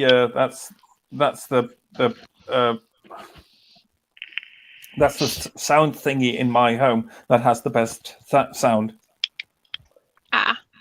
Yeah, recently, I finally got up the courage to start playing my Echo whenever I'm working, so that way there's background noise when I'm working, and I'm not like zoning out when the customer's quiet. Which is something I do if I don't have background noise to ground me. Otherwise, I'm like completely everywhere and have the attention span of a goldfish on crack. That's why I actually can't listen to music. I find I can't listen to music unless it's the thing that I'm doing. I have to focus on it because otherwise it's distracting me. It's something that it's like, stop with the noise. There's a time and a place for that. It's not right now. My brain just automatically files things and I just can't stop it. So it's just kind of like, no, this is not what I'm doing right now. Turn it down or go away. For me, it depends on the music. Like, there's some music that distracts me more than others. Like, I was trying to find something that's work safe. Jazz is okay. Yeah, I like jazz, but the thing about that is, if it has like well, not jazz. Yeah, jazz. Whenever it has like a trumpet thing, jazz. I used to play trumpet. So I'm like, I miss playing jazz. I miss playing trumpet. Well, that's kind of nice to get that. I mean, I used to play it too, not well, but I made noise with the trumpet at one point in my life. I wouldn't go as far as to say I played it. I played it during concert band because my right ankle's so weak I couldn't do marching band. So I played trumpet, saxophone, drums, clarinet, bass clarinet. Because I could read music. Yeah. And I'm sorry, I'm drawing, so I'm kind of trying to focus. I'm kind of focusing on that, and you guys weren't talking about stuff that I know anything about, so. I'm just. That's how life works. I am dumb. I don't know things. Everybody knows things. It's just a question of whether or not you can be aggressive enough to bring them up and make the conversation about it. I like physics. Let's talk about physics. I could talk about car insurance if you'd like to talk about car. You see, I could contribute nothing there. You go right ahead. No, I had to do it last night, so I'd rather not. But I did whenever Jen had the conversation about gun control when they started talking about insurance. I'm like, well, damn, I missed that conversation. So I just left like a fucking long ass comment in her comment section, which I'm so sorry for, Jen, if you're watching. I can't see the comment section. I'm gonna apologize to her for that so many times. Where the frig? I'm losing stuff in this damn place. Oh, there it is. I wonder if I could cast like my screen to StreamYards whenever I'm on someone's channel. That'd be nice. Anyway. A couple of summers ago, a couple of kids said I look like Jason Statham's dad. If anyone's interested. Yeah, I can see that. Should should I? No, it's not a Jason bad thing. Statham sounds familiar. Who is that? He's an action hero type guy. He said I look like his dad, which I should be offended because Jason Statham himself is about 5 years older than me. Kids, cheeky little fuckers. Should have kicked their asses on the street. You're having fun. Come on, get out of here. You should have. It would have been a great news segment, at least. Just join the rest of us in our midlife crisis. You'll be fine. But Jason Statham's dad beat up a couple of kids in the street. Yeah, that would be a great news. Yes, exactly. That'd be the great news. Jason Statham's dad lookalike kicks ass in street. I can read it from a prison cell. I'll read it from a cell. Yep. Hey, that's when Nelson Mandela started writing his biography. So You can read it from this cell. You can just the other people in the cell block. You're only within the range. Jason himself. I don't look bad. You're breaking up, Seraphim, or maybe it's my Wi-Fi. It's probably. His dad, to be fair, lives quite close to me. He lives in Great Yarmouth, which isn't far. He's a lounge singer. Or he busks as well on a way, or he used to. I don't know whether he still does now. He busks and peddles his songs on the street. It's country and western songs, but they're really them lame country and western songs like drop kick me Jesus through the goalposts of hell and all them ones. That just sounds awful. So last night, whenever I was listening to music, I found like an Office Safe thing. Most of the Office Safe songs are country songs about having sex. I don't know why. That's what most of them were. But they're mainly rapping songs, aren't they? They're all about having sex and shooting someone. Kids That's today. True. No respect. Yeah. Kids and your damn rap music. With the hipping and the hopping and the bipping and the bopping. Yeah, basically. I'm only making that reference because we were talking about Bill Cosby earlier, so you're welcome, everybody. Oh, thank you. We appreciate it so much. It can still be funny, even though he's a monster. Yeah, I mean, it was a good series, the Cosby Show. We watched it every evening, and the brilliant thing about that show was it really only ever so slightly and ever so rarely was an issue that they were black. Yeah. The brilliant thing was that that the race issue was not prominent. So you actually got accustomed to look at this family just as a family and not even considering that they were black. And it's kind of interesting how you have almost an example of that for every generation, because the previous generation before that would have had Sanford and Son, and us millennials, we had Fresh Prince. It's the same kind of thing where they have like 1 or 2 episodes where they're like, no, we have to have the conversation about how black people deal with police officers. Mm-hmm. But for the most part, it's people being people. And it's that normalizing. It's this. Yes. I guess what I'm getting at is Republicans don't watch enough TV. I guess is what I'm getting at. No, they don't. Probably, yeah. Yeah. I mean, they do watch TV, but it's all Fox News.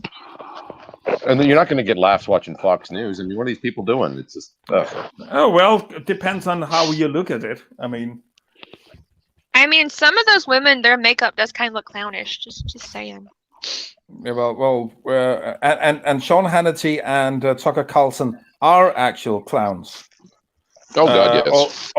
Albeit not really clowns that you laugh at, rather clowns that you cry over. But my question about that is if are there like Republicans that write fan fiction about them, and they're like secretly like shipping them, because I find that amusing to think about. Just like this hardcore Republicans, like, yeah, guns, MAGA. Have you Tucker ever heard and of Rule Carlson 34? kissed each other. Exactly. I'm sure there's Rule 34 of it as well. But I'm just imagining the person that does that. Unironically, like they do it because they're like legit into it. Oh yeah, I mean that's any of these QAnon people. If you listen, talk about these godheads that they have, they've elected these mega preachers essentially. All of this reminds me of what's the name of that movie? Network.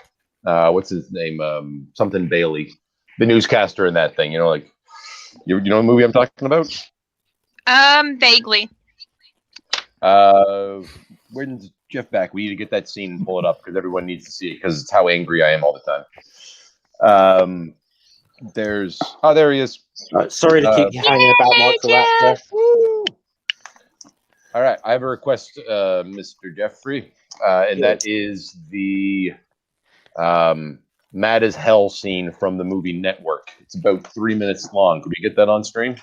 Give me a couple of seconds. I'm just going to some instance here. So how often do we need to pause stuff and talk over it to make it where it's not copyrightable thingy? It's one of those YouTube clip things where it's just one of the things that's already done, and I don't know. Who the hell knows? I'm sure we'll be talking about it. Seconds or something. Yeah, I think there's like the limit of time like you can go that you have to pause it every now and then. What's the scene again, Chad? What's the scene again? Mad as hell. Mad as hell. It's a movie Network, as in TV network. Mad as hell. Everybody needs to see this movie scene, and I try to share it on Twitter all the time, and not enough people listen to me. I'm important, God damn it. What? I'll probably remember it whenever I see it. Hold on. Let's have a look. Mad as hell. Oh, it's so good. Sorry, I'm kind of a classic movie nerd. Well. That's the guy. Okay. Howard. I don't have to tell you things are bad. Everybody knows things are bad. It's a depression. Everybody's out of work or scared of losing their job. The dollar buys a nickel's worth. Banks are going bust. Shopkeepers keep a gun under the counter. Punks are running wild in the street, and there's nobody anywhere who seems to know what to do, and there's no end to it. We know the air is unfit to breathe, and our food is unfit to eat. We sit watching our TVs while some local newscaster tells us that today we had 15 homicides and 63 violent crimes, as if that's the way it's supposed to be. We know things are bad, worse than bad. They're crazy. It's like everything everywhere is going crazy, so we don't go out anymore. We sit in the house, and slowly the world we're living in is getting smaller, and all we say is, please, at least leave us alone in our living rooms. Let me have my toaster and my TV and my steel-belted radios, and I won't say anything. Just leave us alone. Well, I'm not going to leave you alone. I want you to get mad. I don't want you to protest. I don't want you to riot. I don't want you to write to your congressman because I wouldn't know what to tell you to write. I don't know what to do about the depression and the inflation and the Russians and the crime in the street. All I know is that first, you've got to get mad. You've got to say, I'm a human being. God damn it. My life has value. I've never seen this. I'm already liking this scene. Yeah. Fox News took this as a business model. To get up now. Yeah. That's the sad thing. I want all of you to get up out of your chairs. I want you to get up right now and go to the window, open it, and stick your head out. This is Alex Jones. I'm as mad as hell, and I'm not going to take this anymore. I want you to get up right now. Alex Jones is this legit as a business model. He had to stick your head out and yell, I'm as mad as hell, and I'm not going to take this anymore. Things have got to change. How many stations does this go out? You've got to get mad. 67. I know it goes to Louisville and Atlanta. I'm not going to take this anymore. Then we'll figure out what to do about the depression and the inflation and the oil crisis. But first, get up out of your chairs, open the window, stick your head out and yell, and say, I'm as mad as hell, and I'm not going to take this anymore. The original Karen. So good. Mwah. Beautiful. I remember that movie now. So good. How you doing? I'll be right back. I'm just going to go to the window. And the mad as hell, I'm not going to take it anymore thing is, in a lot of stuff. So. Well, that's it. And nothing pisses me off more than young people using memes they don't get. And it's just like, oh, you don't appreciate the movie, you jackass. Anyways, sorry. I have customers use that on me at least once a week. Yeah. And now you know how to respond. Go to the window and tell them. By the way, Dog. Oh, is Dog still there? Yeah. He just went to the window for a sec. He's good. Let me Do you someone you said his dad you looked at? Do you know he was a he used to die for England, didn't he? Yeah. Forward 2.5 somersault with 1 twist, 2.8.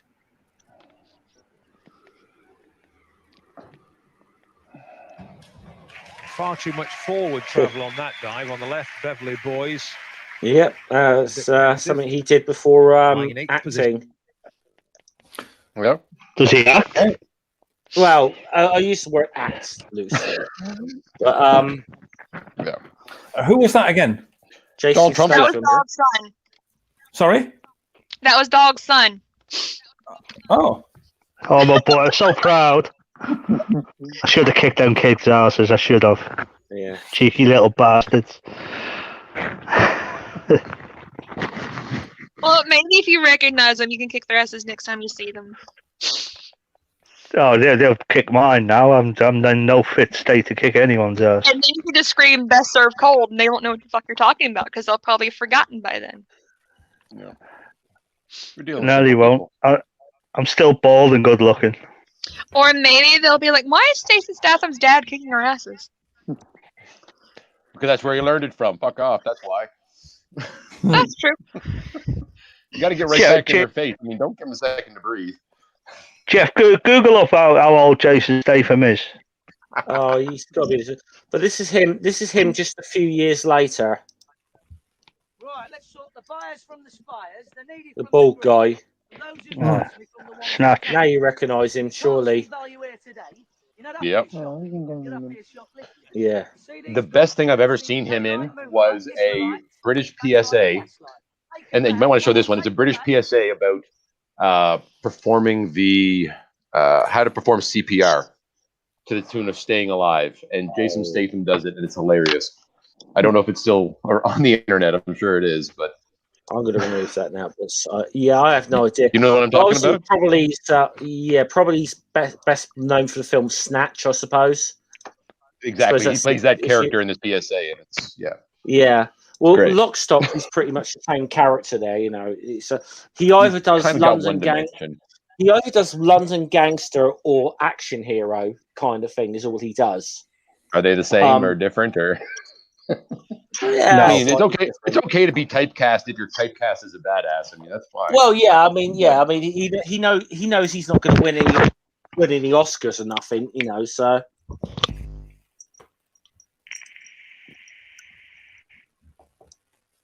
No, that wasn't Vinnie Jones. That was not Vinnie Jones. That was Jason Statham. Oh, was it? I don't know, people. You all yeah. the same Tuska's saying that's Vinnie Jones. No, that was Jason Statham. All you white folk look the same to me.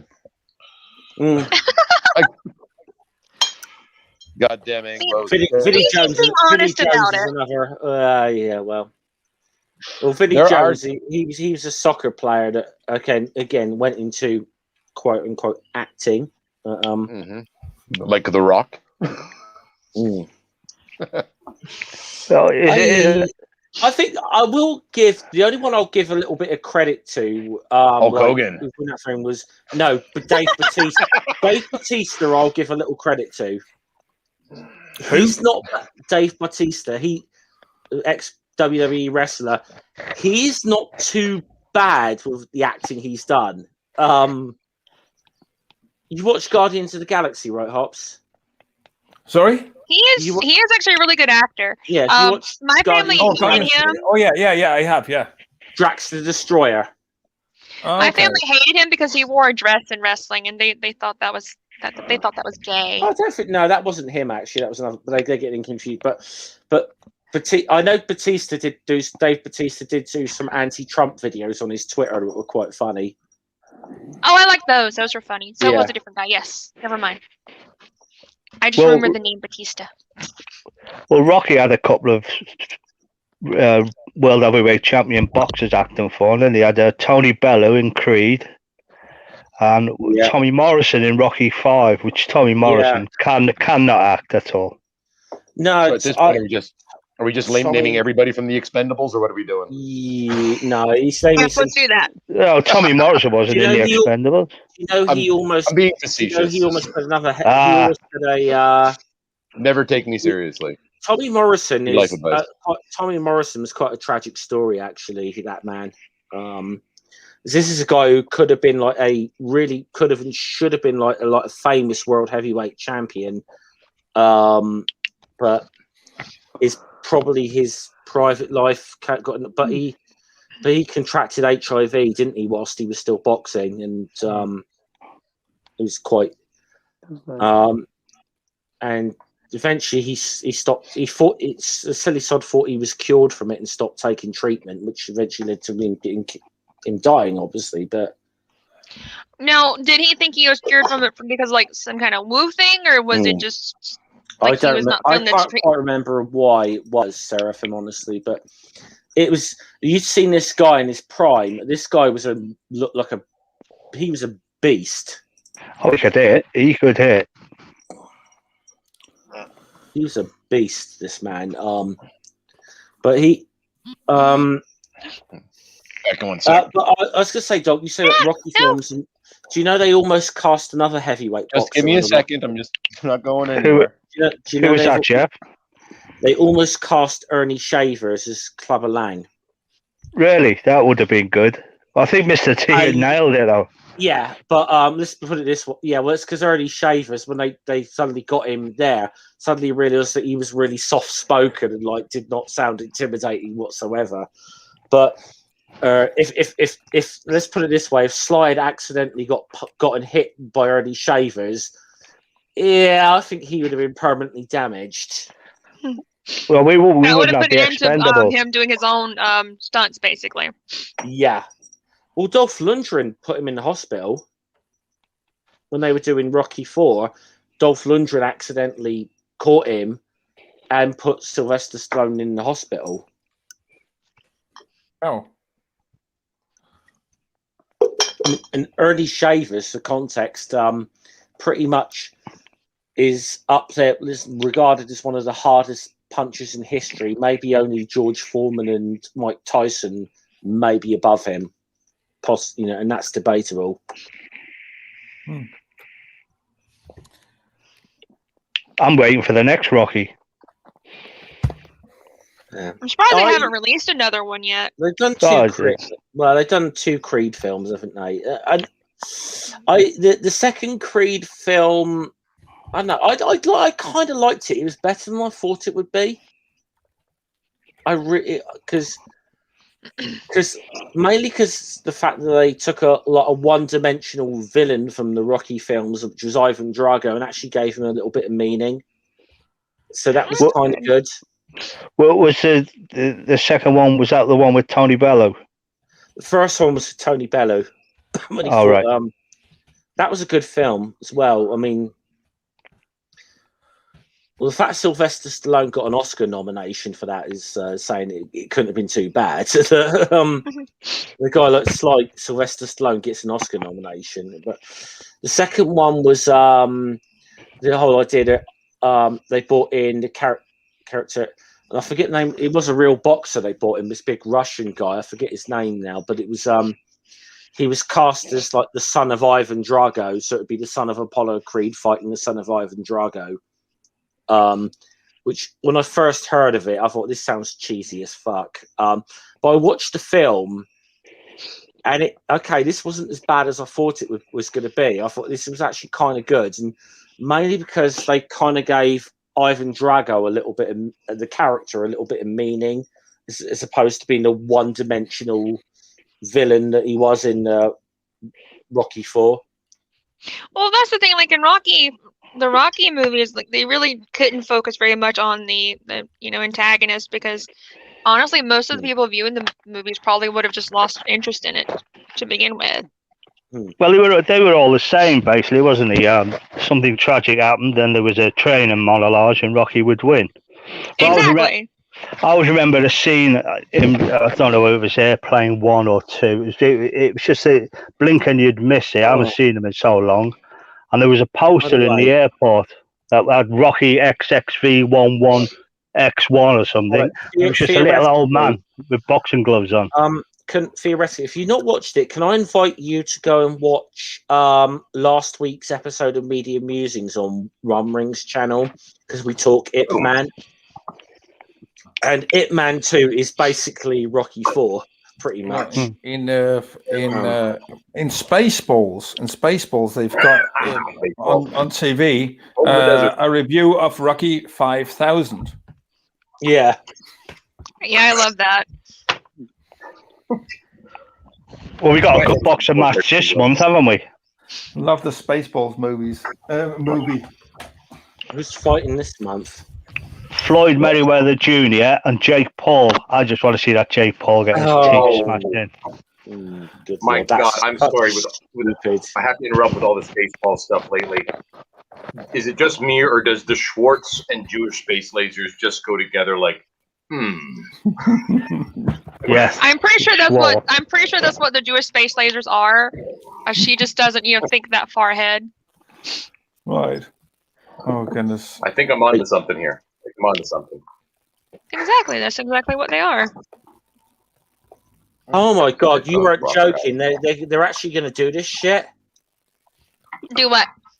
Floyd Mayweather fighting Jake Paul? Yep. Yeah. I mean, getting a lot of publicity. Like, oh my word!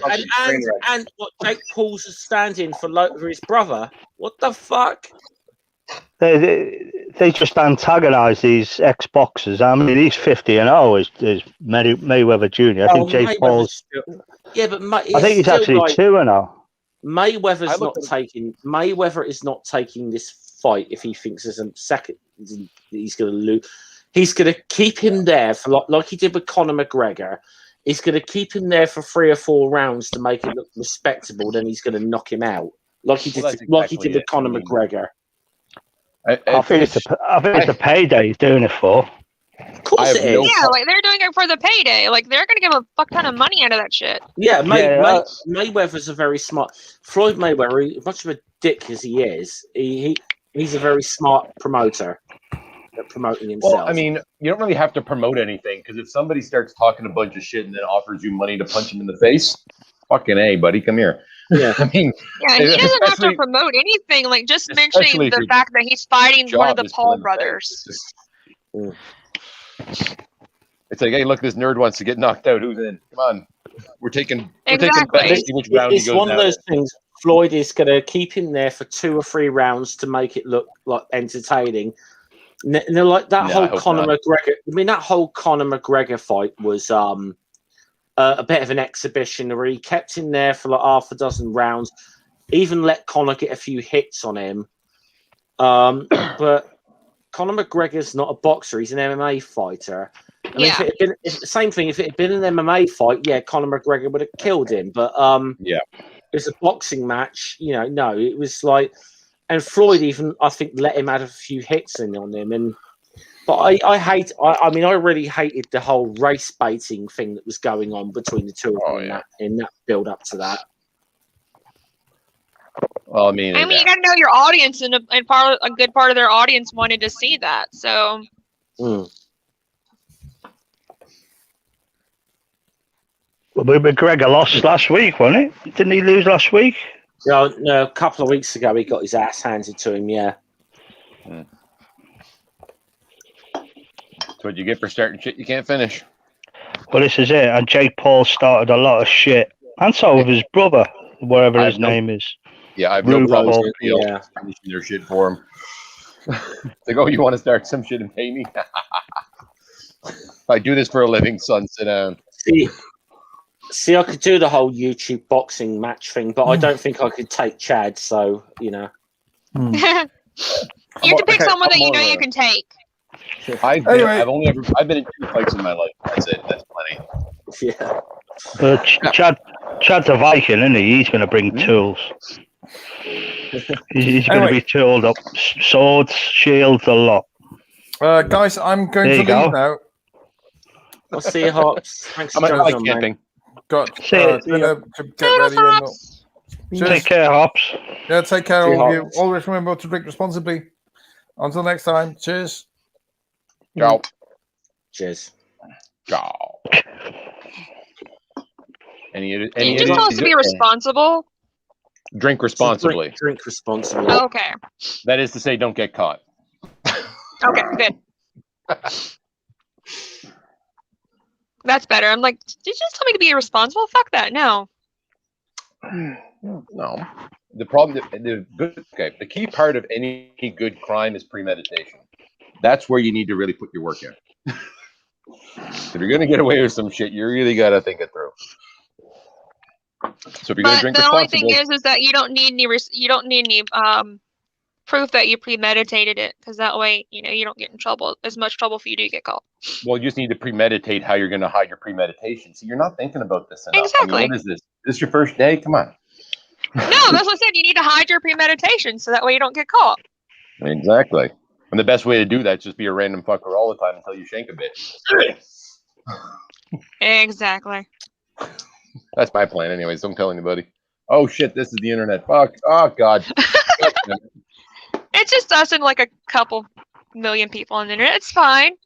All right. Yeah. No one will know. Where are they? The hatchet. Gotta go clean up my messes. We have fun.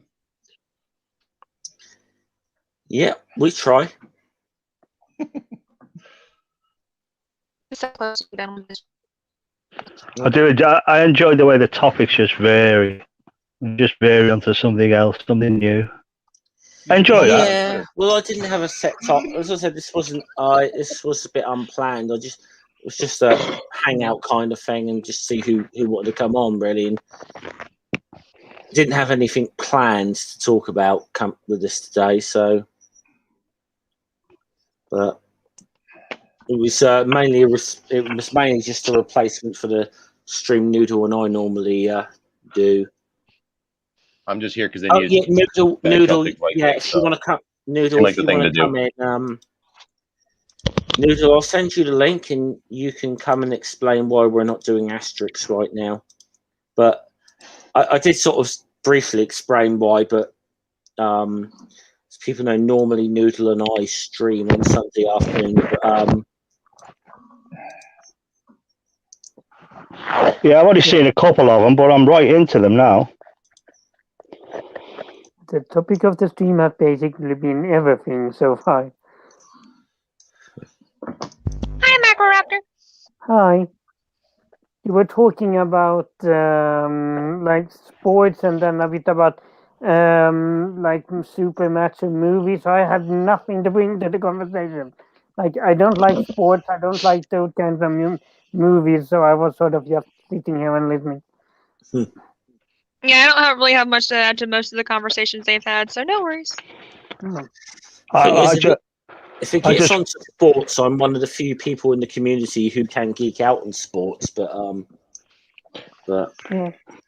I just wonder when Trump the movie's going to come out. Yeah, mind you, Dog, I just asked Dog, because Dog's one of my patrons. I'm hoping you'll defend me on this. That review of the old boxing match I did for patrons the other day was less about sports than other things. Oh yeah, that was brilliant. I really enjoyed that. You should do more of them. You actually should do them for everyone. And well, I don't know why you don't release that. It was brilliant. I might do in a month or two or something, and make it like my patrons first or something, and then. I thought it was very enlightening. Very, very, very, very good intake on life in the old days of the boxing. Yeah, well, for context, I did a review of the fight between Jack Johnson and Jim Jeffries. It had less to do with boxing and more to do with the whole racial tensions in the US at the time. Jack Johnson, the first black heavyweight champion, and the racism he had to fight. Anyway, we have a Noodle. Hi. There's a Noodle. Hi. We have a Noodle's awake. Yeah. I gotta say, I may not make it onto Ring's stream a little later now because I was planning on being on it like now. So yeah. Sorry. But Ring's work overran as well. But the reason there was no Asterix today it's both entirely my fault insofar as I'm the one who nixed it, but it's not my fault. The police It sounds like a helicopter. non-apology. No, this is an explanation. Yeah. The police helicopter went out at about 3:30 this morning where I live, and didn't stop until about 8:30. We normally go live at 1 o'clock in the afternoon. So I didn't get to bed till like 9 o'clock this morning, and there was no way I could stream on 4 hours sleep. And to put it into context as well, Noodle normally reads the book maybe about hour and a half before we go live, because Noodle wants it fresh in their minds, like, and yeah, because I'm dyslexic, so if I don't, I'll forget the details. Yeah. So it was either nix it or get 2 hours sleep, wake up, read the book, get on, and then probably babble nonsense for 2 hours, which granted might not be very different from normal, but I like to think at least some of the nonsense I come out with sometimes makes sense. So sleep is important, and the stream can wait. So yeah. Oh, theoretically. By the way, Thea, we've done Asterix in Switzerland. We have. If you actually, there's a playlist on my channel. Noodle and I take it in turns to host the stream. We have gone through 29 of the Asterix books. Today was supposed to be number 30. Yeah. I actually even said to Noodle earlier today, we're going to have to, because we've enjoyed doing this, we're going to have to think of about a life after Asterix, because we haven't got that many more of these left to go until we're up to date with them. Then you can do the cartoons, apparently. And the movies. And compare them. We can do a couple of the movies. I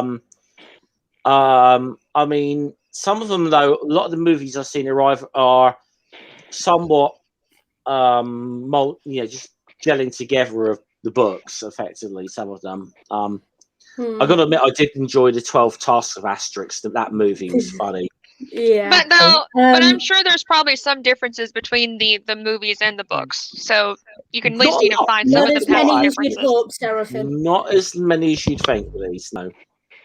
I imagine you probably never mind then. this much. Oh, go on, Mike Rapper, sorry. I imagine you probably enjoyed this much more than Young Chop does reading the Bible.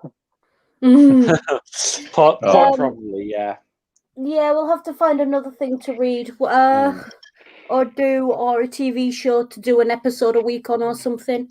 We could probably do like a trans commentary on Harry Potter. Do you know how long that will take? I'm not the person to be doing I don't know how long that will take. And I really am not the person to do it, but I think something along the lines of a historical thing. Preferably classical history, because that's Noodle's area. Yeah. But we could do. I'm sure we could do other stuff, like we could do something like, I don't know, something like Sharp or something like that. But it's probably better that we try and find classical stuff. But I mean, we could also look at, because my areas of history are ancient Rome, Reconstruction America, the Vietnam War, the Cold War, a little bit on the Crusades, and the Tudor Court are kind of my big, broad areas of history. Well, if you wanted to, you could just start watching MASH and just doing live commentary over old MASH episodes. I mean, that's a great show. Would we get copyright strike for that, though? Yeah, I think we could do like a review of the film or something, which would. I don't know if it's something that would work as a series going forward to things, but yeah. When it comes to any kind of media, though, there's always going to be an end game. So I mean, yeah, there's a shelf life. Regardless of what project you start, there's going to be an end. Even with don't some of the, don't think it's going to go forever. Even some of the Asterix stuff, it's like we've got to, that we are. We've got to certain points where we have to be careful about not repeating ourselves. Yeah. I mean, we've had to repeat ourselves on the bloody racism in those books. God knows. The last one was dreadful. for It was controversy. That, and I got to say, I hope the next time we get a controversial book, it ends up on being on my channel, because it always seems to work that the bad ones end up being on Noodle's channel. It's about time I got one. Yeah, it don't bother me. I'm just, to me, the bad ones open up discussions, and I'm a great believer in when you're learning, you can learn as much from a good example as a bad example. Yeah. And I think and bad examples, sometimes you can learn a lot more because there's more scope for discussion in them. So yeah, I mean, I was a little worried about this one, because I don't know if you got round to reading it yet, but there's a hell of a lot of the pictures of black people that they do so badly. They're Namibians with the thick lips and the big noses. And it's Black History Month right now, so I'm like, do we have to do that? Yeah. But at the same time, it's like, okay, we did the Asterix in the Great Crossing at the start of Native American History Month. It's like, we've already crossed that fucking line. Yeah, we didn't even realise it was Indigenous Peoples Month in America. And we did Asterix and the Great Crossing, and then we finished. I was scrolling through Twitter, and I just sent the link to Scummer, and I was like, shit, do you realise what we've done? But you know what? I would argue that that's a good thing. I would argue the thing about it is that that's also part of the history too, though, is the bad stuff as well as the good stuff. Yeah. Exactly. Yeah. It's if you're going to find a time to confront it, Black History Month is a good time to confront it. I mean, I'm looking at this panel and I'm seeing a lot of white people, but us being uncomfortable is fine. There's nothing wrong with us being uncomfortable. Be uncomfortable. It's a great month for it. I don't know if you know, Chad, Noodle is mixed race, though. Just to see. Fair enough. And this is exactly what I'm saying. Like, you can't tell by looking at somebody. I mean, what are we getting at? So yeah, I mean, to be fair, I went to America in 2014, and the number of Americans who asked me if I was Arab or Palestinian, because I've been inside for 10 months. I look white. I haven't seen the sun for 10 months. Okay, normally I'm about 3 shades darker than this. Yeah, I'm normally a little bit darker as well, so I look like I'm mixed race whenever I have a tan, and my hair isn't dyed purple. But I usually get asked if I'm Arab.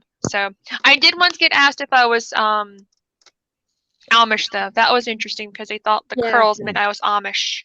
This is one of the reasons why online I tend to my hair. That's what that means. This is one of the reasons why online I tend to lean into the stereotypes of my background, because A, it's hilarious. But B, it's also about pointing out how ridiculous it is. Like, these aren't me, obviously. These are people who lived 300 years ago, and these are the stereotypes that other people said about them because they didn't like them. So what are we talking about in terms of stereotypes? Like, I lean into the absurdity. Do you mind me asking, because I've never been on a stream with you before, I don't know much about you. What is your background? If you don't mind me asking, you can tell me. I usually just come on streams and talk a bunch of shit. I don't really introduce myself. I'm a physics teacher that's done way too much traveling with a Scotch-Irish, Canadian East Coaster. Basically a living embodiment of every stereotype you can think about on the East Coast, because that's where I live. So give me lobster and beer and bacon and all that good stuff. Well, yeah, but I'm a little bit more out in the ocean than you are. Yeah, I'm more south than I am anything, but I apparently don't really embody those. But I will act like that on purpose on occasion, because I can do the really thick Southern accent because I am from Georgia. I just usually don't do it because that's just not how I talk. Well, the thing is, when it comes to accents, it's kind of funny, because when I was living out in Ontario, Upper Canada, if you want to be all fancy about it, thinking they're hot shit. I was constantly accused of sounding like a pirate, because Nova Scotia is like the joke is. No, seriously, because it's Nova Scotia, home of the big O and the hard A. Like, we know we love our vowel. When people talk about pirates, the thing you need to remember is America was founded with 13 colonies. 14 of them buying that shit, and that's where the privateer came from. That blocked you guys. You're cutting so out. like, there's the idea. Yeah, you're cutting out a bit there, Chad. You were cutting out a bit then, Chad, but He's previously. I don't think he can hear us. Chad? I'm here. I'm alive. What's up? Okay, that's you were done talking, darling. We heard you say something about Hardays and O's and Nova Scotia, and then you just started cutting out completely. Okay. But yeah, don't worry about it. I'm from Yorkshire. Trust me, I know what it is to live up to a stereotype. Yeah. I look pretty stereotypically Scandinavian. Like, basically, my point was Sparrow came from here, so. I apparently look like no one in my family because my family's Irish and German, and I don't look like I'm either of those, apparently. Who says you don't look Irish with that gorgeous dark hair? That's dyed sweetness. Actually, my hair is dark brown though, and like both Irish and German, they do tend to have curly hair in my family. So I got like all the curl, apparently. All right, just so you know, there's a playlist there on my channel of about all the 35 streams there is on this of thus far, myself and Noodle. Now, the reason we've only covered 29 books, but the reason there's 35 of them is the first one I did was I did a stream where I did a tribute to Uderzo when he died about a year or so ago. Then Noodle jumped onto that, and we started talking, and we came to the idea of, should we read through some of the books and do some streams where we do that. So we did that. Then we've had a couple of issues with people being arses and flagging our streams whilst we were live. So we had to split a couple of them into 2 or 3 parts. And then there's like others we've done, which were just where we brought people in, who've liked the streams to have a little talk about what we've been doing. So that's why there's 35 of them, and we've only done 29 books. And then we had one, didn't we, where the stream got cut off like twice because we had a troll. That was your one, but that happens to Asterix and the Normans as well, where someone was being a bit of a dick and. But doesn't having a troll mean you made it though? So shouldn't you be celebrating having a troll? Yeah. See, that was my thought. Yes and no. It was somebody. It was somebody flagging it to get it taken down was the problem. Okay, so it wasn't like a troll as in like a haha fun time troll, but more like a troll as in like a this is personal troll. Yes, we don't. Haha fun time trolls I can have fun with all day long. I can have fun with haha fun time trolls all day long. Just check out my Twitter history, but not just. I'm a great believer. Don't dish it out if you can't take it. Okay, but for me there are lines. Yeah. I was a troll in the sort of early 2000s when trolling was sharing joke memes and the rule was confuse, don't abuse. We were pranksters. See, that's the thing. Like I love those kind of trolls. Yeah, that's not a troll anymore. Trolls these days aren't about being funny. That's the kind of troll that I like. I like trolls. They amuse me. The funny trolls, not the I'm just gonna be like. I can't remember the word. I'm horrible with words. Give me a moment. I'm not going to be offensive just for the fuck of it. Yeah, no, like I have a reputation because I have 2 Twitter accounts and I have one that's for my fandom stuff and one that's my main. And I have a reputation in my fandom as being the only person to successfully rickroll the fandom. Yeah, that's great. And, I literally, it was just part of a thread and I just dropped the link and claimed it was a different song and so many people clicked it and they were just like, damn it, Noodle. It was, it became a thing in the fandom for a thing of the only person to successfully rickroll one of the other people who'd been in the fandom for years, and I was relatively new to it and it became my thing. And it was just that joke of, okay, this is someone we can have a laugh with.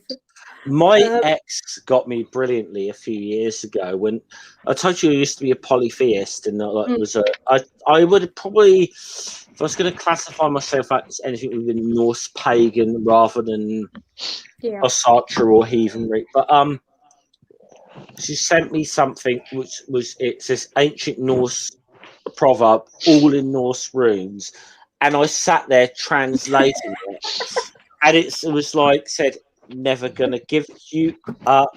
Never gonna. How far did you get before you realised? I got to "never gonna give you up," and I was like, "Okay, I know what the fuck this is now. You've just rickrolled me." That's fantastic. See, the thing about that, there's legit a couple out there that was their song, and now they're like, "Fucking Christ, we need to get a new song."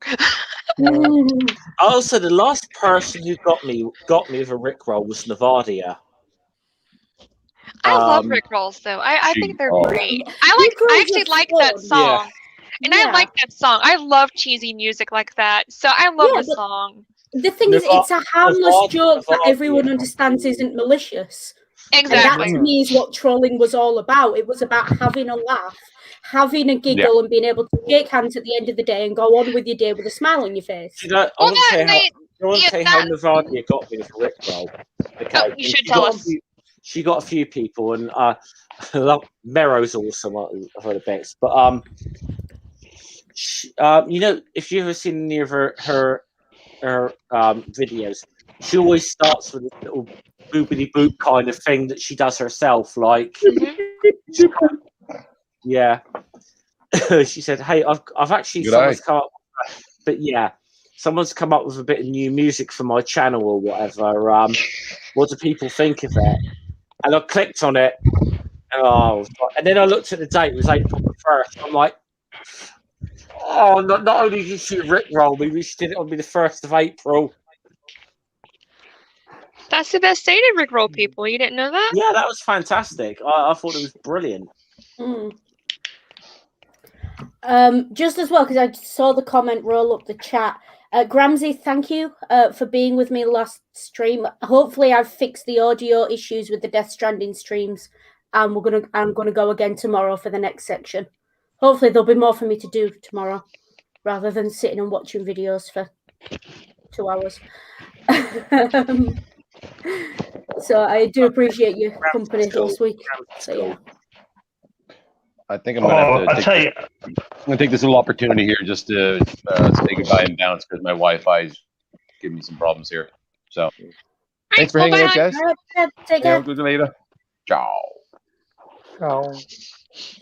I'll tell you what, Jeff and Noodle, you two would be great if you did a show about like them old cliched 70s and 80s shows.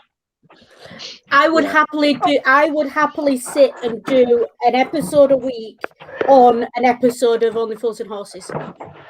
Yeah. No, I mean like Alf Garnett or It Ain't Half Hot Mum and all them. My words. Oh, all the controversial ones, yeah. Bless his house. I ain't half or with 1 foot in the Can I explain because I know I've got Americans in the chat. Okay, Alf Garnett. Let's put it this way. Alf Garnett is Archie Bunker on steroids. Oh wow! Archie Bunker is an Americanized version of the character Alf Garnett, but to me, Archie Bunker is watered down in comparison. I think that name sounds familiar. So I have seen something talking about that comparison. Yeah. Oh no! Never seen the show though. It literally is an Americanized version of a show called Till Death Us Do Part. And I mean, it's ironic because the guy who played Alf Garnett was nothing like it. I mean, he was like Warren Mitchell, who played the character, was like a lifelong socialist or whatever. And the whole purpose of the show was to ridicule bigots. Unfortunately, probably a lot of the bigots missed the joke. They thought it was serious, basically. Yeah, because Alf Garnett's big thing was he supported the Tories, not because he liked the Tories, but because he thought the Labour politicians were greedy and would only feather their own nests in power. And I see where he's coming from, but that's not a good reason to vote Tory. But then, like in the 80s when they did it, he suddenly didn't like the Tory party just because of Margaret Thatcher was a woman. No other reason. Yeah. No but other there are reason. legit people like that, though. Yes, there are. I can name 3. Like, that's why a lot of people that I know didn't like Hillary Clinton. The only reason was because she's a woman. That's it. Nothing else. Well, I've got a lot of reasons to dislike Hillary Clinton. Her being a woman. Me too, but yeah, me too. But like these people, that's their only reason for disliking her, because she's a woman. That's it. Way more reasons to dislike Margaret Thatcher, but Well, Margaret Thatcher actually did eat babies.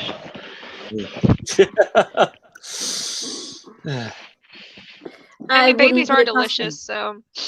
We are atheists after all. Exactly, babies are delicious. I don't eat babies. I just leave them out for my gods. Sorry, Noodles. I was just saying Noodles polytheist, by the way. Yeah. I don't eat babies. I just leave them out for my gods. But Only Fools would be a good one as well. Yeah. I mean, I haven't watched Only Fools in years. I need to go back and do a rewatch. Yeah. My 2 favourites.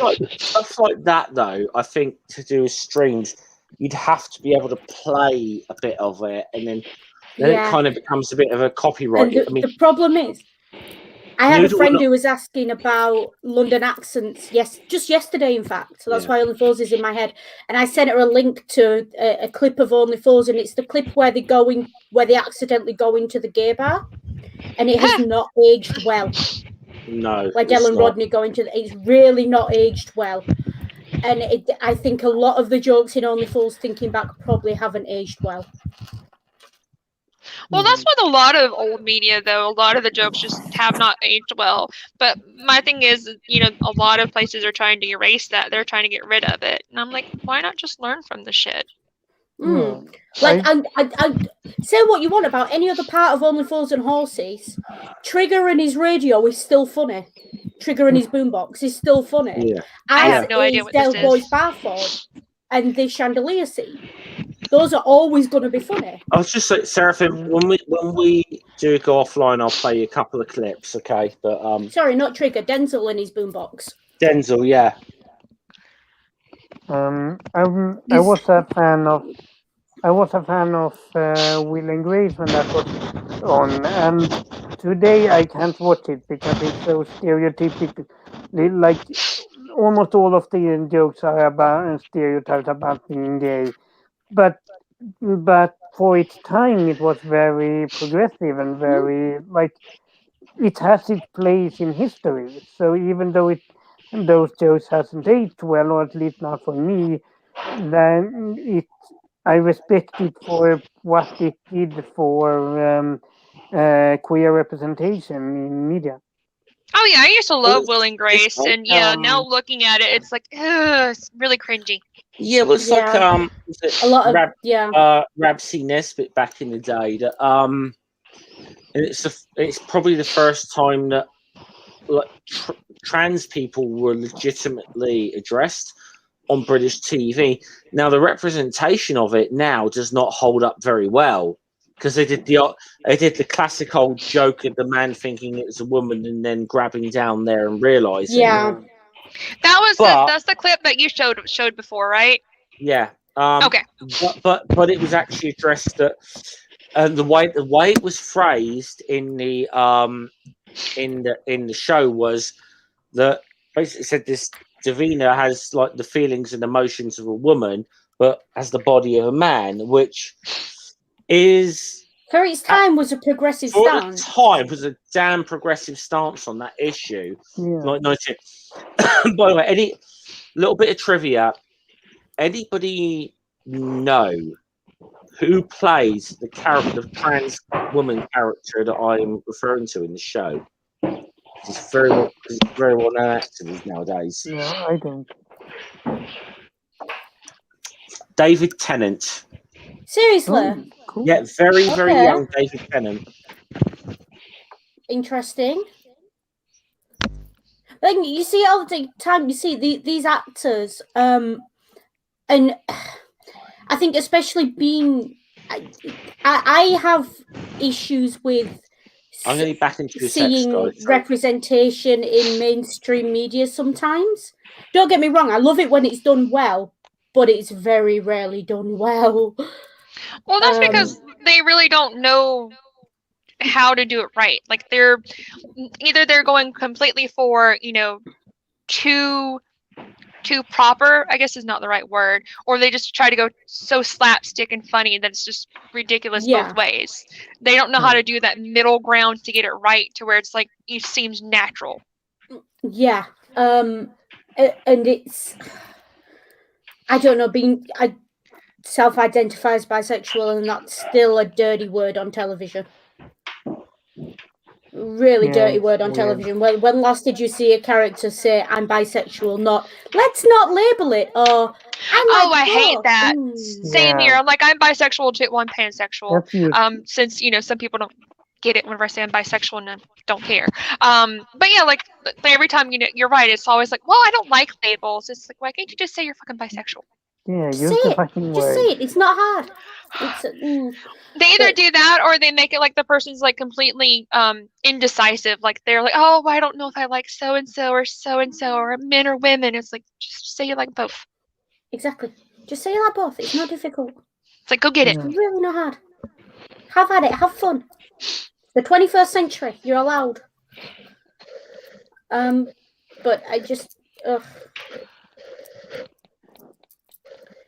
it's just one of those. I don't really think I've seen anything that represents bisexuals in a really good light or very well. I remember. Do you remember that thing that came out on Netflix about the Space Force? I think it was called Space Force. The comedy, the satire. Yeah, it was very good. And everyone was raving. His wife's bisexual. It's great representation. And literally all she did was fuck her jailer while she was in prison, cheat on him, and then complain that she couldn't make her mind up. And I'm just that's what a lot of people think bisexuality is, though. It's like, oh, well, you're dating one person, so you're obviously going to cheat with the opposite of whatever you're doing. I'm like, no. I'm sorry, but if you're straight or gay, okay. If you're a straight person, let's say you're a straight assigned male at birth person and you're with an assigned female at birth person, you are attracted to assigned female at birth people. Does that mean that you're looking at that you're definitely going to cheat with another? No, it doesn't, because you have this thing called self-control, and I just see, the thing about that is since I'm single and I'm trying to like find someone to date, the moment I tell like most people, especially guys, the moment I tell them I'm bi, like, what can I watch? Like, fuck no, unless you pay us. Can I watch, or do you want a threesome? And I'm just like, if you've got the energy for a threesome, you go find 2 other people to have it with. Have at it. Enjoy. Like, see, I like threesomes. I'm okay with them, but most times that I've had them, the first threesome I had was with another girl and a guy, and the guy just kept complaining the entire time that he didn't know what to do. I'm like, just like squeeze our boobs, do something. Do something. And the fact that you enjoy them has nothing to do with whether you're bisexual or gay or whatever sexuality you are. Like, you can like that and not be bisexual. Yes, exactly. And not like it. Like the couple that I usually have them with, it's like the woman's not even bisexual, but she does it because her thing is like she just wants to please the guy she's with. Yeah. There's lots of reasons for doing it, and as long as you're happy and consenting, it's no one else's business except the people you're with. Exactly. So, because like the other thing I get a lot, because I staunchly identify specifically as bisexual, and I do this because I've spent years being accused of being transphobic. Now, for those of you who don't know, Ring is my spouse, so that gets blown out the water. But bisexual was never a transphobic term, ever.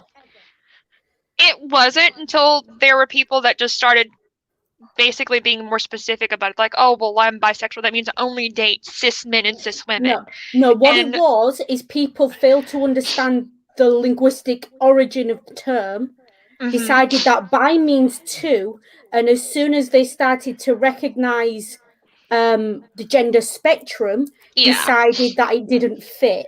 Now, the problem with that is that the term bisexual predates most woke people's understandings of what the gender spectrum is, and bisexual always meant two or more. Honestly, the main reason I use the word pansexual is because I just like telling people I fucking love walks. That I just like it for that one pun. That's it. That'll do it. I prefer the pansexual flag over the bisexual one. That's my only reason. Nah, see, I prefer. I don't like the yellow in the pansexual flag. It's too bright for me. I prefer like the nice purple, the bit of purple on the bi part. I can't honestly remember what most of the flags look like. Just in my mind, I have to look them up every time. This is what's weird being in this community for me is that I'm everybody's cis het white friend here, you know. You're the token cis het. Yeah, in this community, I'm the token cis het white guy, but you're my favorite cis het token white guy. Yeah. Yeah. Don't tell the other ones that I know. I can't think of any of them right now, but don't tell them. I think at the end of the day, to me, you're attracted to what you're attracted to. It's, you know, and as long as I've just said, as long as it's consenting adults, I really don't give a shit. By the way, I don't think I've, to my knowledge, met a trans man in this community, but there have to be some, but I don't think I met someone. I don't know, not somebody necessarily in our community, but someone who's the son of someone in our community is a trans man. Yeah, that's true. So, yeah. That's one thing I do like about the atheist community, though. It's very closely related to the acceptance you get being in sort of the broader LGBTQ community. There's very little judgment on it, which is nice. It is nice to have walked into a community and be able to say, "Hi, I'm this, that, and the other, and this is who I am. Take it, or leave it." And you all went, "Oh, come here." I mean, I wouldn't say it's not necessarily the case of all of the atheist community. It's not. But there's always going to be exceptions. The community I found, Yeah, this. Or should I say the bit of the community I followed ringing to? Yeah. Our section of the atheist community is very open and loving. Is it okay if I just chop off the? I'm not chopping off a bird's feet. I'm drawing a bird. Is it okay if I just chop off the bird's feet because I don't feel like drawing them? Just turn its head. Turn its head so it's not in profile. Job's a good one. I got almost all of it. Yeah, I've gotten almost all of the drawing done. The only part I don't have done right now is the feet. That's it. Yeah, just sit it down somewhere. Like the feathers ruffle at the bottom so it covers where the feet would be, and you're done. That is a good idea. I should do that. I can actually do that really easily. Thank there you. You go. You're welcome. All right, Noodle's my new favorite. You guys, just saying. I can't draw. I try to draw, but I can't really draw much. I'm practicing at the moment, but I'm very good with ideas. So I'm the person who comes up with 3 different solutions to any given problem. Or as Ox has put in the chat, yeah, that also works. Just put grass around the feet.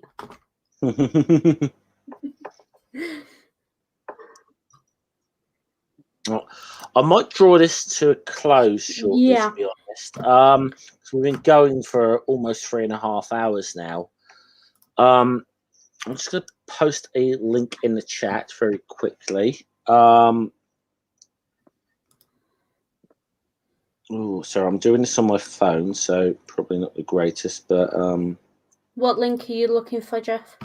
I'm posting Ring's stream. I'll find it and drop it. I've got it. Easier. Oh, you got it. When is his stream? Should be just within the next half hour or so. 45 minutes or so, just under. Okay. I should be awake at that time. I do love the title they've put for that. Just under 45 minutes. I may or may not be on it because I wasn't planning on being up as online as long at this time. So, and I've already possibly drunk a little too much to really go on that. But we'll see. We'll see. Oh, but being drunk is Shanghai fun. noon. You need to be drunk. Like, do you think I've started? Media Musings obviously starting a lot later than normal because normally this is Media Musings. Actually, this is normally about the time we end in Media Musings. Yeah. But Rings obviously had to work a bit later today. So, please go and check this out in about just under about 40 minutes or so. I think what I'll do is I'll draw this to a close date. Now, hopefully myself and Noodle will be back next week to do our Asterix stream on my channel. Other than that, does anybody else have anything they want to chill out? Me. Yes, me. I'm actually going to change the Bible. Not rewrite it, just change the wordings and make it more user-friendly. And to be fair, it may... I could do. Could be in a scowl. Oh, no, just get rid of all the shall and thou's and all that nonsense and change God's name to the universe. And maybe when you're having a row with Twitter, you can actually... Someone may actually read the Bible. A Christian may actually read the Bible. You can have a proper discussion on there.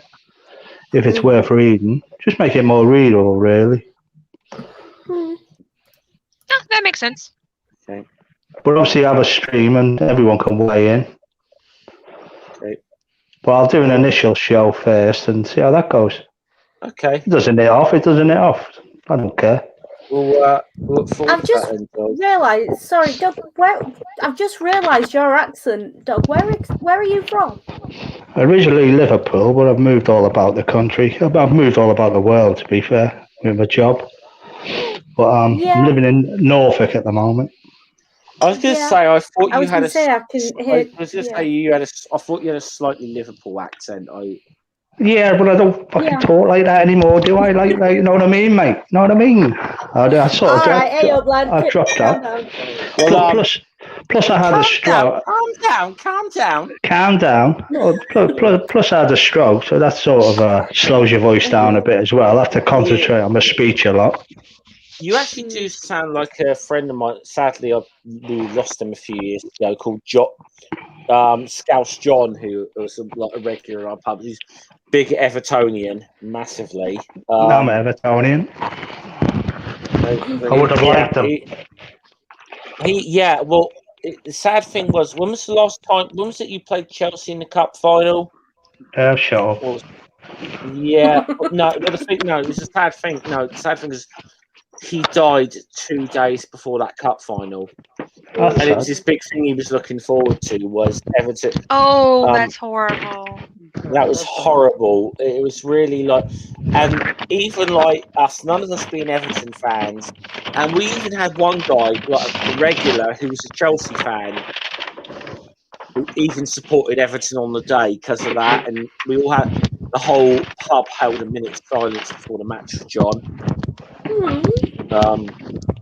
It was, but he had very similar accent to yours. I always remember one time when he spoke to some like really old American guy who walked into the pub and recognised his accent. Says, "Oh, you're from Liverpool?" Like, says, "Yeah, I'm from Liverpool." And I was in Liverpool during the war. He says, I remember Lime Street. He says, "Are all the prostitutes still in Lime Street nowadays? Are they still there?" And do you know what John's answer to him was? He says, "No, they all married the GIs and fucked off to live in Baltimore." That's cute. I was like, that is such a... That's the best comeback. That was the fucking sickest bird I've ever heard in my life.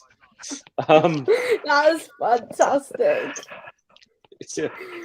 That was the sickest bird I've ever heard in my life. Was that? Yeah. So, anyway, we've got. I've got off track. Anybody else? Dogs plug. Seraphim, you got anything to plug? Yes, I would like to plug my channel. It's YouTube/The Indigo Llama. And I will have new art up, I promise, within the next 2 weeks. I'm almost done with this bird, thanks to Noodle and her amazing idea. You're so awesome. You're welcome. Mike Raptor. So I'll get them to you. No, nothing to show. Nothing. Noodle. I'm doing my Death Stranding streams every week on Mondays. I haven't quite settled on a time yet. I'm hoping to do it a bit earlier tomorrow, to be honest, because that 11 o'clock at night one last week nearly killed me. So keep an eye out on my Twitter for that. My Twitter is Danger Hissy.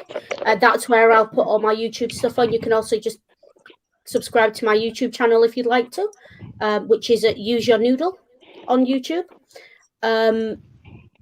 That's what I have to shill at the moment. I'm actually doing something. I'm going to be on Media Musings in coming up just over half an hour with Rain to discuss Shanghai Noon. Hopefully Scum is going to join us, but if not, I may be there.